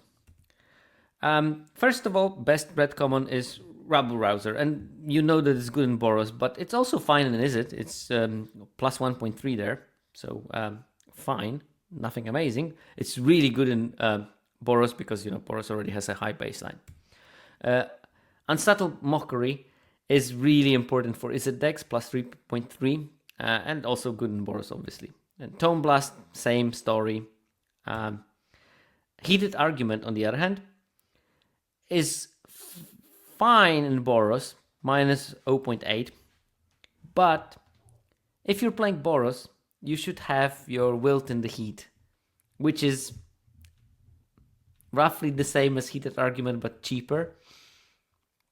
And that's why probably it's better, and also, can get a massive discount in cost. Well, in Izzet, it's a necessary evil because you need something that kills bigger things, and it's plus 2.1 because of that. Expressive Fire Dancer, that's a strictly Izzet creature. I mean, you can really play it as your 23rd playable in your Boros decks, but it's minus 1 there and plus 1.4 in Izzet. And we see a lot of those cards. Seize the Spoils, minus 4 in Boros, because you have already your flashback version of Seize the Spoils in Boros. In Izzet, however, it's plus 1.2, and that might have something to do with it goes in the Izzet decks that will use that treasure that Seize the Spoil generates proactively to cast some Converge spells. Zealous Lorecaster, minus 3 in Boros, you don't want it there, but plus 0.2 in Izzet, and there will be some Izzet decks that want it more than the others. Just use your, if you have a very impactful spell, obviously you want to play Zealous Lorecasters in that deck. Again, Goblin Glassrite, minus 3.6 in Boros, plus 0.4 in Izzet, similar story. Ancestral Anger, minus 4, plus 0. Again, there will be a subset of decks where Ancestral Anger is significantly better than the others, but generic Izzet win rate is plus 0.1. Tackle Artist, -4, -0.8. Filler in Izzet. Strife Scholar just below par. Raring Ember Mage, the 4/5 reach haste, below par by a lot. So we have like 3 great red commons. Rabble Rouser, Unsettled Mockery, Tone Blast. And bunch of situationally better ones in Prismari decks. Keeping in mind that part of it is because of the lower baseline there. Red uncommons, Impractical Joke, probably, well, not probably, the best red uncommon. 1 mana to deal 3 damage is very good. The rest of the text is throwaway, but hey, it's still strong. +4, +3 in Izzet and Boros respectively. Burst Lightning, same thing, 1 mana interaction, very good in Izzet, +5% there, and +2.3 in Boros. Abrade, cheap interaction, exactly what you need. You need to survive to late turns in your Izzet decks, +4.6, and it's fine in Boros at +1. This is a card that maybe people don't play enough or don't appreciate enough. I see it late in the pack still. Charging Strife Knight, the 3 mana 3/3 haste, and also has an ability to tap to Ramage. +2 in Izzet, +1.4 in Boros. It's just a good assertive threat that can push some clock. Obviously, I think that it's going to be even better in Izzet decks that are assertive, which come together a bit rarer. But numbers that it has mean that it's pretty good in every Izzet deck, I think. Artistic Process, 0-ish in Boros, +4 in Izzet. Just a very good card in those decks. The deal 2 to each creature you don't control mode is just so backbreaking sometimes. When it's good, it's like game winning. And then, once you turn the corner, making a 3/3 hasty bird, elemental, whatever, is still fine, and dealing 6 damage to something is also very good. Garrison Excavator, +0.6 in Boros, but to me, a bit shockingly, is also a 0 in Izzet, which means that you can play it if you have a bit of synergies that can remove stuff from the graveyard. That's, 3/4 that makes a 2/2 when things leave graveyard on your side. Living History, a 0 in Boros, which is fine, or even +0.3, -2 in Izzet, which means you don't want to have it there. Archaic's Agony, +1.5 in Izzet, now -3.5 in Boros.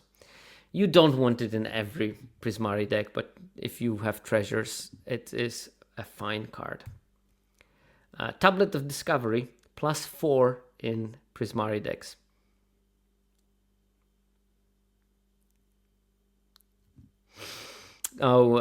Phantom Italy, I'm guessing. Can we see shared pairs of cards? Like, is Excavator better than 0 if you have Rabble Rousers or other combos? Not now. I don't have that number yet because the data was not released in the public datasets. So, it's Alti, it's Lithuania. Okay. Well, hello there, Lithuanian brothers. So yeah, maybe next week I'm gonna have better overview of is Rabble Rouser increasing the power of those kind of cards. But yeah, because Rabble Rouser is good, that might be the reason why the other card is also good. But yeah, for now I can only speculate about it. Okay, let's move there. Tablet of Discovery, +4 in Prismari. It's a really, really strong card. The double ramping for instants and sorceries in the deck that wants to cast like bazillion instant sorcery is just so strong. So yeah, and occasionally we'll also draw a card. That's like a premier mana rock. Even better in some decks than the Potioner's Trove. Monstrous Rage, sort of around 0 for both decks, which is still fine. Thunderdrum Soloist, -2.7 in the Boros decks, the 1/3 reach that pinks and pinks 3 if you get the big opus, +2.8 in Izzet, so it's really strong in Izzet decks. So yeah, worth putting it more often, I guess. Dual Tactics around -1 for both. Micah, Reader of Runes, -3 in Boros. Turns out Boros doesn't like to read runes. I thought that Lorehold is all about reading runes, but it turns out that it's actually better in Izzet. Because you have more treasure generators, you want to play more treasure generators, and once you do it, you might as well start copying spells. So I think that there are some versions of Izzet when the card is actively good. You know, the 4/4 that has this pay 3 life ward is quite annoying. It's gonna be fine if you manage to squeeze in a couple of versions of treasure makers. And also on occasions you will sacrifice your Skycoach, you will sacrifice your Potioner's Trove when you think that copying a big spell is much more important than that. Return to Favor, -6 in Boros, just like ugh. And -0.8 in Izzet. Now you are going to feel the pain of that card when you're playing. Because when opponent casts it with double spree, it just feels backbreaking. But you never see when it's rubbish in their hand and just rotting there and doing nothing. Or that when they left it and you didn't play a spell but a creature and then they wasted a lot of mana. So yeah. Tauta says Sanar and Micah. Yeah, that's a good combo. Pigment Wrangler, just not a good card. 5 mana, 4/4 flyer, -4.6, -2, just not good. Bulk Up. There is a Bulk Up deck in Izzet. There is a Bulk Up deck. One of the options is the 2 mana 2/2 that grows for Opus and has big Opus getting double strike. Flashing back Bulk Up on that creature and making into a 3/3 double striker into a 6/6 double striker is just game winning so many times. So I think that there is a combo aggro Bulk Up Prismari deck, and don't underestimate its existence. I'm pretty sure numbers are tanked by people trying to build the wrong version of that deck, but it came up in the testing for the Pro Tour that there is a Bulk Up deck. It's not a Boros deck though, it's a Prismari. You want to have a lot of Opus in that. Blazing Firesinger, just bad card. That's about it. Not a ton of amazing uncommons. I think they're slightly weaker than in some other colors. But there's definitely some goodness in there. And there's definitely some very disproportionately good cards in 2 colors, specifically ones that are way better in Prismari, like Archaic's Agony, Tablet of Discovery, or Thunderdrum Soloist. In terms of rare, Paradigm, the Improvisation Capstone is broken at +9, +10. Crackle with Power, broken obviously. Subterranean Tremors, broken in Prismari specifically because it has enough sample. This is like really strong for what this deck is trying to do, especially when you have like a couple of flyers or something. And especially when you can do a lot of mana and make that 8/8 lizard. That's great. Brotherhood's End also +7 in Izzet. It's just like one of the better cards you can get in Izzet. And I saw it so late in some packs. But in Boros it's just -0.7. So like almost 8 percentage points spread between those two. Which sort of like means that your Brotherhood's End Izzet deck is better than your generic Boros deck. That's how you should interpret those numbers partially. Molten Core Maestro is good in both, but way better in Prismari, obviously. And this card is, again, a game plan on its own. This is one of the reasons to play the blue gift creature +0/+3 and hexproof until end of turn. Because that thing will have removal pointed at it. And if you manage to untap with it, most of the time it generates so much mana that it's disgusting. Magma Blood Archaic +1, +1.5, so fine plus. Big Score +2, +2.4. Another card that is absolutely solid and fun to play with and generates a lot of treasure. So obviously the better, the more Converge you have in your deck. Emergence of Conflict just around 0. It's a lot of the time it's just going to be a 2/2 first striker. Because if you cast it early, it will probably die before you can cast 3 spells. if you cast it late, you probably don't have enough material to cast 3 spells in a turn. So it's not easy to get the bolt active. My opponents always manage to do it. I never drafted the card, so I can't say for myself. But it's not as trivial as you might think.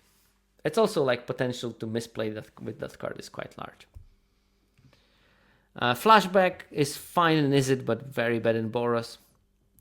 Turns out, again, card that specifically removes the spells from your graveyard is not that great in the deck that allegedly is supposed to be removing cards from its graveyard.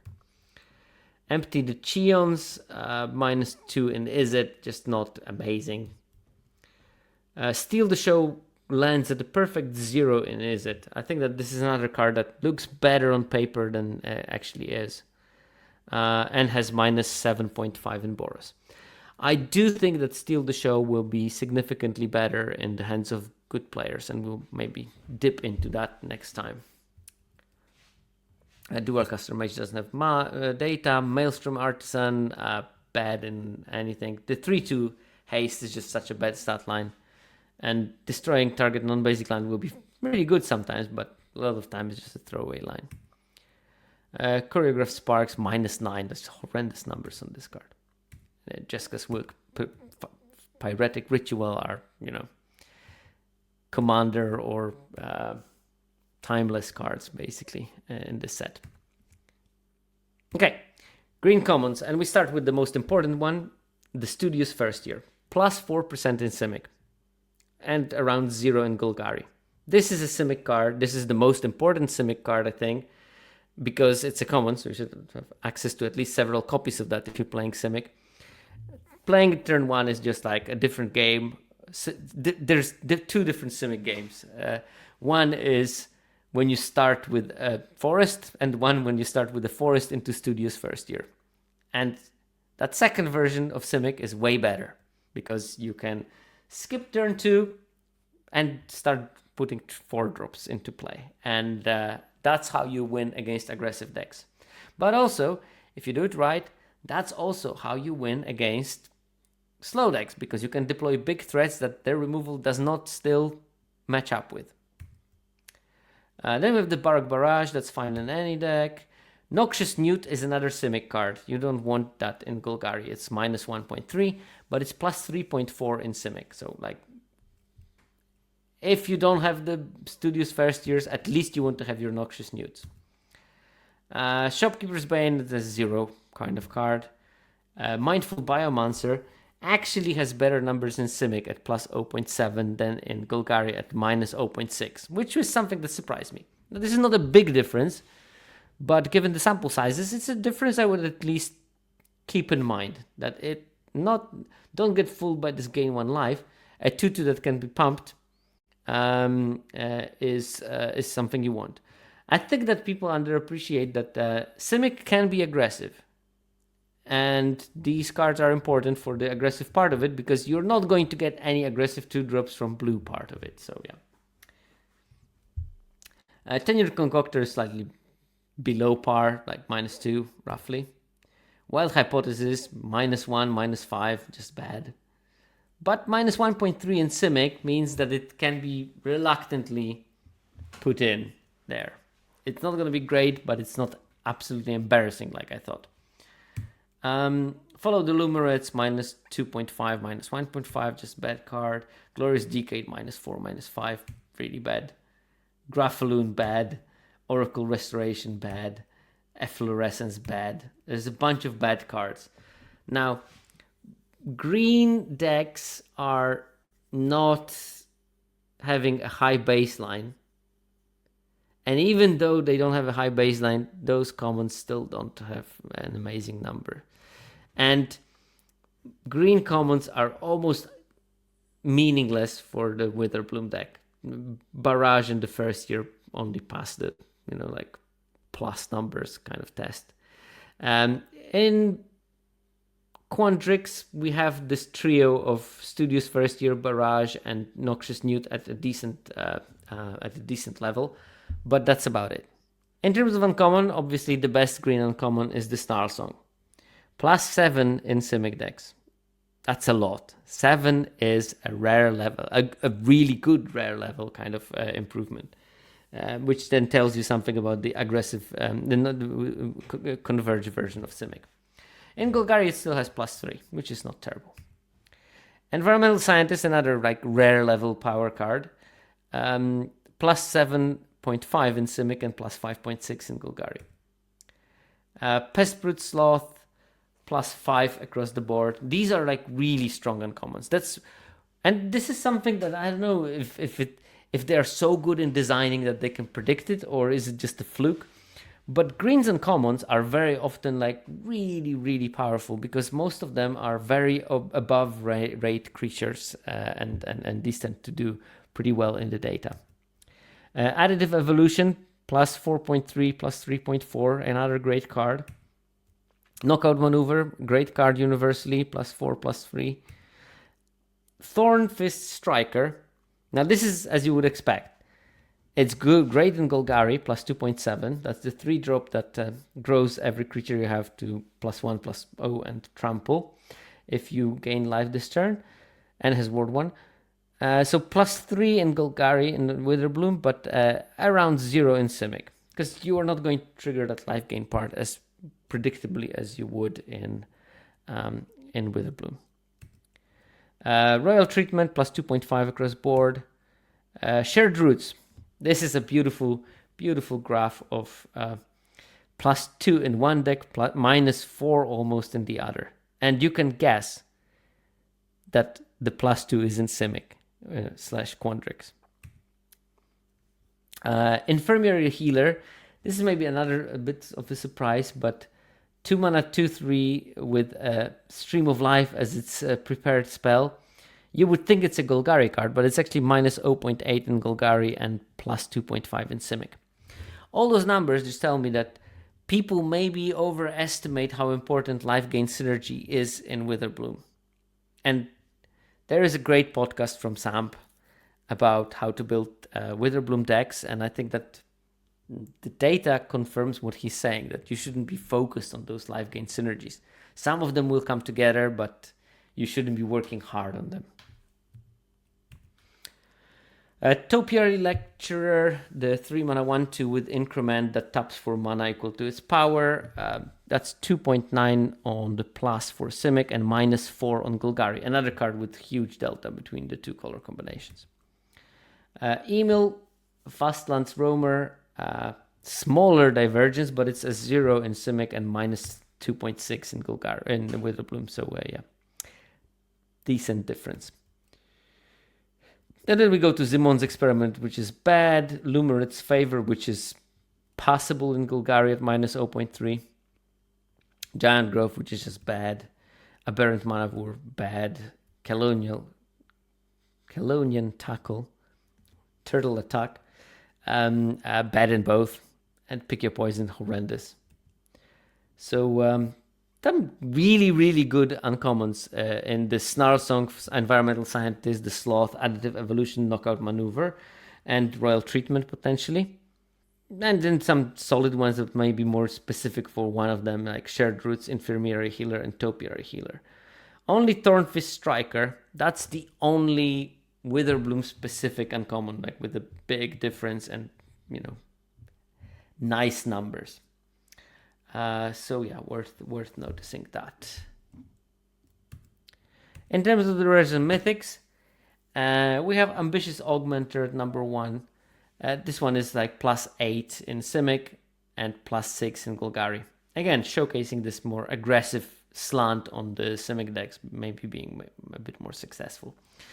But yeah, solid card. But when you think about it, numbers are not that different from Snarlsong or Environmental Scientist. And that's the best rare and mythic in green. Trudge, the 1 mana 6/6 with some stun counters, or 4 mana 6/6 vanilla, +6, +5. It's just a lot of stats on this thing. And it's not that trivial to kill. Emeritus of Abundance, the green Emeritus, +4 in Simic, +7 in Golgari. So maybe that grindy recursion there is actually quite useful. Then with Germination Practicum, great everywhere. Vastland Scavenger, the 3 mana 4/4 Death Toucher that has mill 7 cards and bring something to the battlefield as a prepared spell. That's 3.5 on the plus. Wildgrowth Archaic, +5 in Simics, +1.6 in Golgari, just showing to me that Simic will be able to do more with Archaic, as it often will be a Converge shell as well. Planar Engineering, the Super Harrow, or Mega Harrow as people call it, +1 in Simic, -4.5 in Golgari. So in Simic decks, assuming in Simic Converge decks, the card is good. And we have a bunch of cards that don't have enough sample size, apart from Comforting Counsel, which looks like a massive trap for Witherbloom. That's the 2 mana enchantment. Whenever you gain a life, put a growth counter on this enchantment, and if there are 5 or more growth counter on it, creatures you control get +3/+3. Now, I've been killed by this card once, but sometimes it was just cast on the board and stopped the opponent from deploying defense and just got overrun. So yeah, it's just like, when do you play it? There's not a good moment. If it was 1 mana, probably it would have been great, but at 2 mana, it's not. Okay, Berserk, Crop Rotation, Glimpse of Nature, Triumph of the Hordes, Veil of Summer, Magus of Library, a lot of inconsequential rares. But you have like a decent package of maybe 6-7 rares that you want to be playing in green. A lot of misses though. And now we move to the last part, the multicolors. Big part. Hopefully they're divided in some kind of useful way. Most of them will just have 1 color, so there's not much to talk. It will be just, is it good or not, and you can get it from win rate. But some of them will be good outside of their color pair, and this is the case for Pursue the Past, the 2 mana, gain 2 life, discard a card, draw 2, with flashback. It has +4.3 in Izzet, which means it's fine to splash it there. Izzet is hungry for cards and loses a lot of life early in the game, so having this +2 life on this is quite a big game. Render Speechless, solid in Orzhov, +1.2 in a high win rate deck. That's impressive already for a common, but it's pretty bad anywhere else it was played, which was Boros and Golgari. Not the thing you want to be splashing. And it's similar with Wilted Heat, -10 in Orzhov. You definitely don't want to splash red for this particular card into Orzhov decks. But a +0.7 in Boros, and actually +1.8 in Izzet, because in Izzet you probably want to be splashing it. It 4 mana deal 5 somewhat reliably is something you might be interested in. Imperious Inkmage is fine in Orzhov, that's super boring. Grapple with Death. Not good in Orzhov. You should have other removals if you're playing Orzhov. -3.5. You'd rather not splash for your removal. But Simic is historically, traditionally, and almost naturally based on the color pie properties, not so great in having solid removal. So +3.6 in Simic decks. It makes it one of those cards that you maybe actively want to be splashing to patch up the gaps in what Simic can do. Inkling Mascot, mid in Orzhov, whatever. Visionary Dance, the 7 mana, make 2 3/3s, or its primary mode, cycle it with some selection. So you pay 2, discard it, and look at the top 2 cards of your library. You put one of them in your hand and the other in your graveyard. When you think about it, that's like a 2 mana version of sort of better Sleight of Hand. No, just Sleight of Hand. 2 generic mana version of Sleight of Hand at instant speed. And you should play that mode probably way more, and you'll be much better off. You might want to put some recursion for later, so that this Visionary Dance can return later when you have the mana, but early in the game, if you don't have anything, just cycle it and make sure that you don't miss your land drops or that you get your interaction or something like that. But yeah, good numbers, both Simic and Izzet for Visionary Dance, around +2. Spirit Mascot, not important. Yeah, another important card, I think. Embrace the Paradox. It's +1.2 in Simic, but it's also +0.8 in Golgari. That struggles with card draw. And +2.1 in Izzet. That potentially is super mana hungry and doesn't mind the ramp and drawing some cards as well. And it's usually very easy to splash in those decks. So yeah, Embrace Paradox is a solid card in multiple archetypes despite being multicolored. Lumered seems like a key common for Wither Bloom at +2. Elemental Mascot is at +1 for Izzet, which means better than most people think, I'm pretty sure. Fractal Mascot is +1 in Quandrix, but -6.3 in Izzet, because it doesn't do what Izzet wants to be doing, which is casting a bunch of spells and not having too many creatures. If you're not having too many creatures, your 6/6 will eat the only removal that they're holding all that game in their hand because they never had a target that was appealing enough. Well, Fractal Mascot is appealing and it will die a lot. While if you're playing a Simic proactive deck, good chance that they had to use their interactions early just to keep up with you, and then you drop Fractal Mascot and you swing the race decisively. Starting with the color mid, Terrafractal, fine in Simic, bad anywhere else. Pest Mascot, filler. So that's part of the multicolor commons. Yeah, definitely Pursue the Past is delivering on that front, but also Render Speechless and Will the Heat are very good. Understanding that,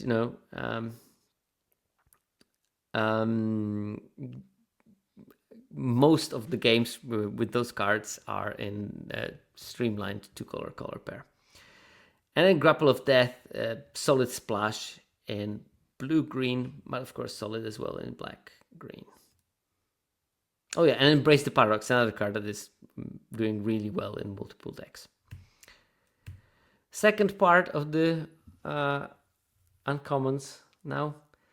Scolding Administrator, very strong in Orzhov. That's the 2/2 that grows, and when it dies, it puts its counters elsewhere. Stress Dream, the 5 mana, deal 5, look at the top 2 cards, put one of them in your hand. It's got really good numbers in Izzet, like +7. But in Simic, it also is +5.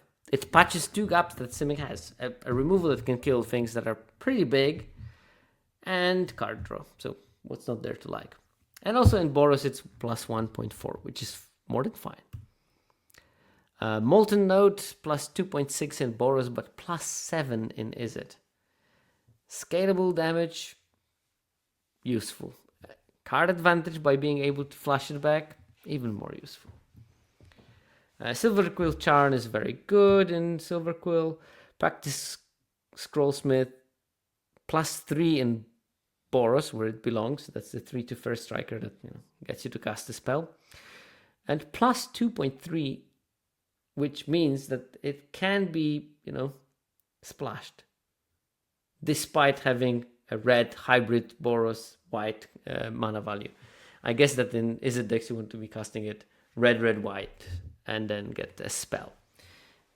It's probably only good in Izzet because you play so many spells, there will be almost like a spell book when you cast it of whatever you can reuse. And in the case of some spells, you can reuse it and then flash it back. And by bringing it back with Practice Scrollsmith, you give it a second lease of life, sort of. Colossus of the Blood Age, solid in Boros, +2.3, really solid in Izzet at +5.6. This is big, it gains you some life, it pings them some damage, it gives you some card advantage later, when it dies, if it was destroyed. Aeternit Scholar is an absolutely essential Witherbloom card. The most impressive card at lower rarities for this color combination. I was impressed that Nathan Stoyer picked it early in their draft at the Pro Tour. It was, I think, they're either pack 1, pick 1 or pack 1, pick 2. But I thought it was a very good execution of the preference strategy for the team. Then with Sanar, good in both Simic and Izzet, +4, +5. Vibrant Outburst, similar, +5, +4 in both Simic and Izzet. Paradox Surveyor is just a great card, but mainly a Simic one, +5.4. Stirring Honormancer. Obviously, it's fine in Orzhov at +1.7, more than fine. But it also has +2.5 in Golgari. Golgari is also not a great deck with card advantage. So yeah, and it does have a ton of creatures. So Honor Monster can be quasi-demonic tutor. Quasi. Not good in Boros though, -2 there. Proctor's Gaze, that's the 4 mana bounce something rampant growth. And would you believe that it's good in Simic, and is it? The two color combinations that were specifically good at making those Converge decks better. Startled Relic Sloth, not a great splash in Izzet at -0.5, but hey, lifelink is big on this thing. And then +1.4 in Boros, so it's a good to solid uncommon. Quandrix Charm, very good in Quandrix. Prismari Charm, very good in Prismari. Killian's Confidence, +0.4. At a higher baseline, and it's still an improvement, but not phenomenal. Huan, Exchange Student, +3 in Golgari. Really wanted there. On par in Simic, if you can play it, why not? You are playing a creature deck, and this is a solid creature that might help you with utilizing your fallen comrades and turning them into pests. Snooping Page is mid at 0. So yeah, that's the uncommons section of part 1 of this thing. And we have the second part, Cuboid Colony, +3 in Simic, in Quandrix, which is fine. I'm pretty sure that the numbers are brought down by people putting this card in their maybe more controlling matchup, and when it doesn't do much and just trade off with random 2/2. But in an aggressive Simic, it can be definitely a house, and it can be like very threatening clocks you can produce with like turn 2 Cuboid Colony, turn 3 put a bunch of counters on it and start swinging. Kirill History Buff -1, so filler. Teacher's Pest +1.6, so above filler level definitely. Abigail, that might surprise some of you, doesn't have very good numbers, -1.4. I think it looks better than it plays. It's a bad top deck. You won't be able to retrigger it a lot of the time. So it's not that it's bad per se, but it's not very good.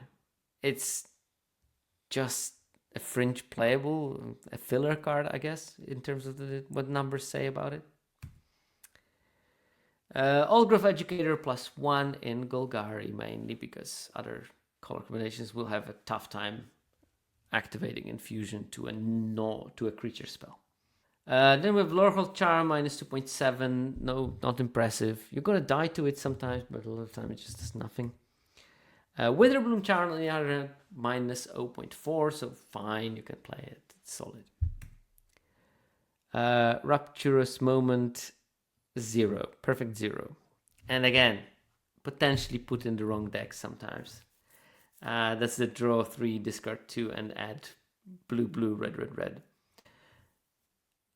I think that top players will have slightly better numbers than that card, but that's my gut feeling. I don't have precise calculations. Then we have Mind Roots, -1.2 in Golgari, +3 in Simic. +3 in Simic is a lot. And again, it points into something. It points into Simic benefiting more from disrupting the hand, and Golgari potentially benefiting more from developing the board and preparing for staring battle with someone else in the woods. Okay, Fractal Tender. In Simic it's a 0, which means it's fine to play it, but you shouldn't expect miracles. In the other decks, just -4. It's a strictly Simic card. And probably you want to have also Additive Evolution together with Fractal Tender. It's a good combo because you can... It doesn't matter if you put counters on this thing through Increment and through any other... It doesn't matter if it's any other way of putting counters or any other type of counters, by the way. Rapturous Moment is most an enabler for strong Mega Opus stuff like the Stallion. Root Manipulation -1, which is not impressive at all.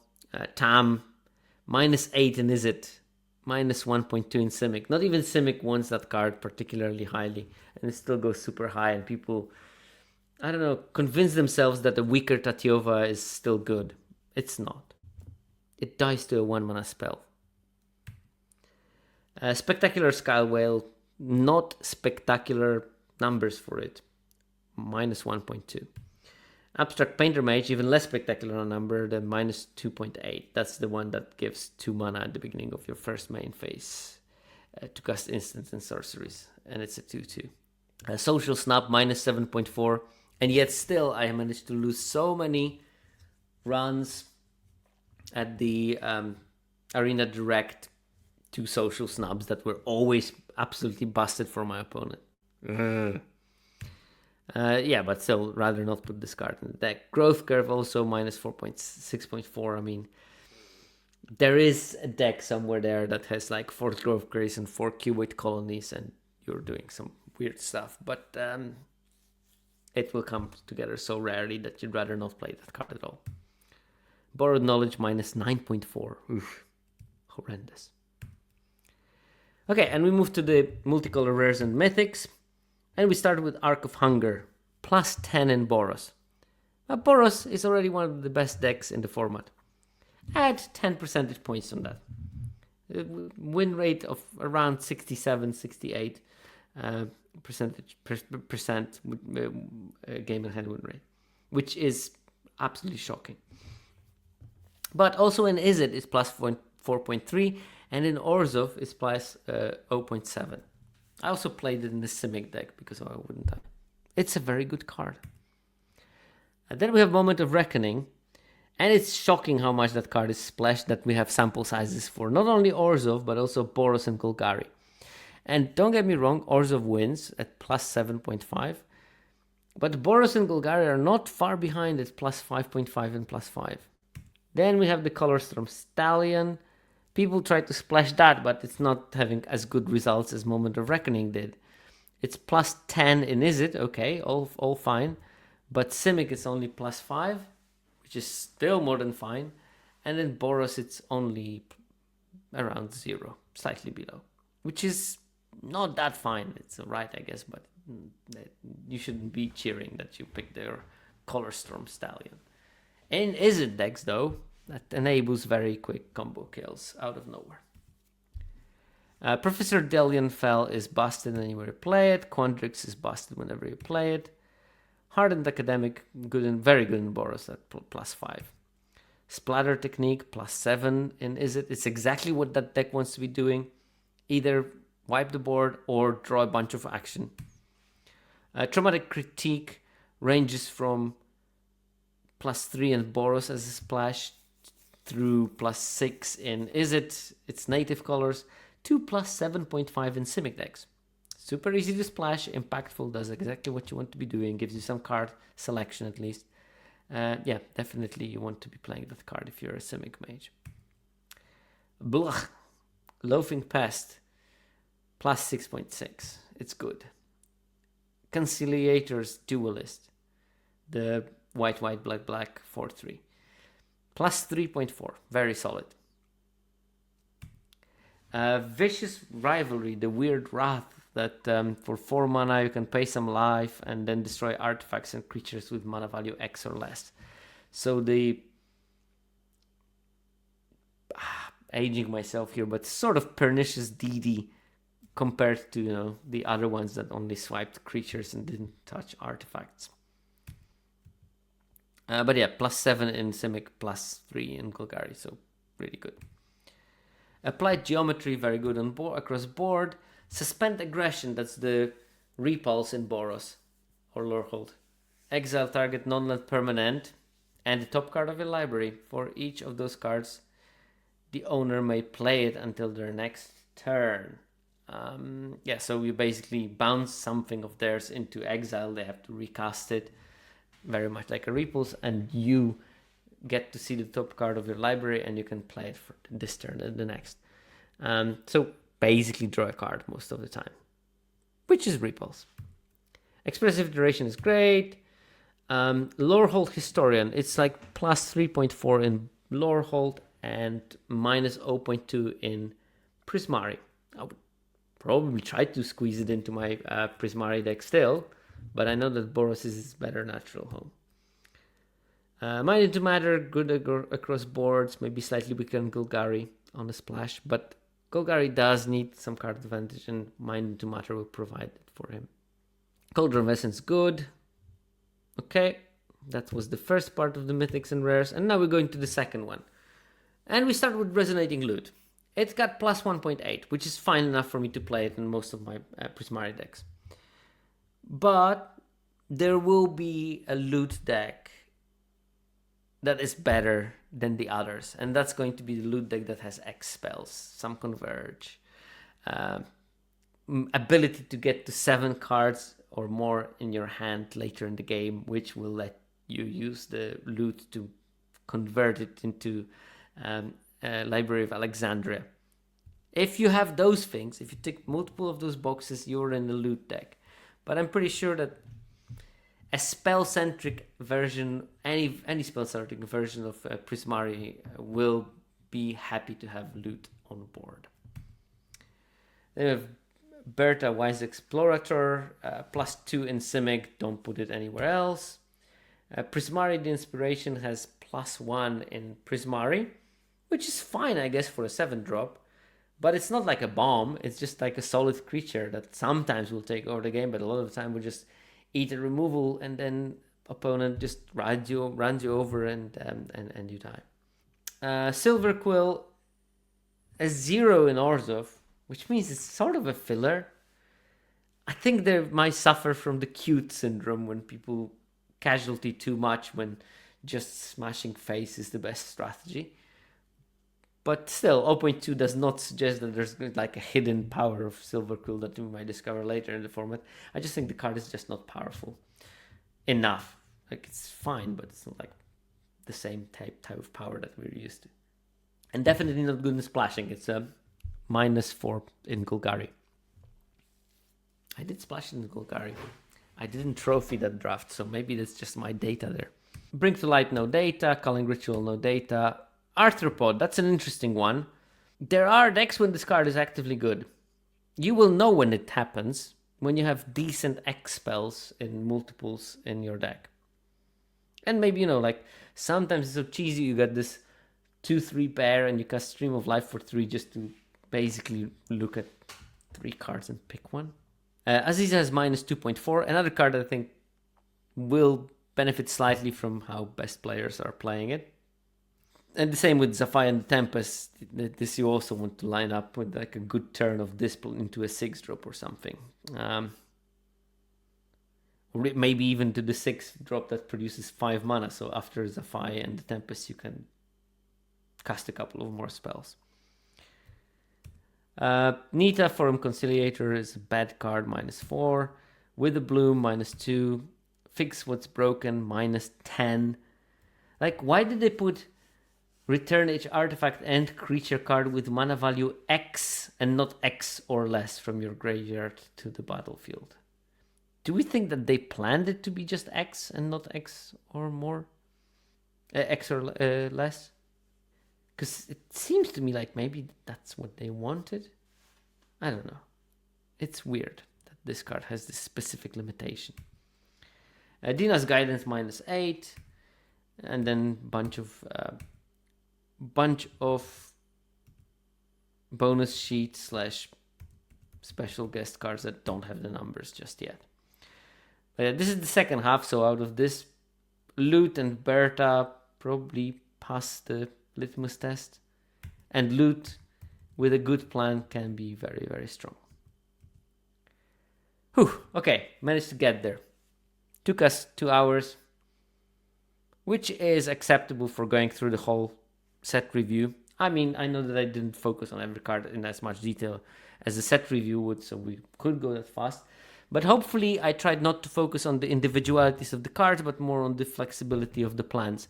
And hopefully after you ruminate a bit on those numbers, you will figure out that, yeah, there's very big difference between how you want to run your Simic and your Prismari Converge deck. Or that, yes, the Arcane Omens are benefiting in their win rate from being already in a subset of decks that has a natural baseline higher average win rate. And because of that, it looks even better when we compare it with the backdrop of the whole color pair like Prismari. And yeah, you can see also a bit of the hints on the speed. And I'm pretty sure that next episode I'm going to look into the draft data if they are released and look at the things like speed. When do Orzhov decks want to win? Are the good Orzhov decks capable of staying in the game for a bit longer? This is the kind of questions I'm going to be interested in next episode. But until then, thanks for being here. Don't be a stranger. Join my Discord and have more chats with me, maybe in person, when I'm roaming my little fiefdom. But if you don't, well, then I will hear. You'll be hearing from me somewhere next week. And until then, bye bye.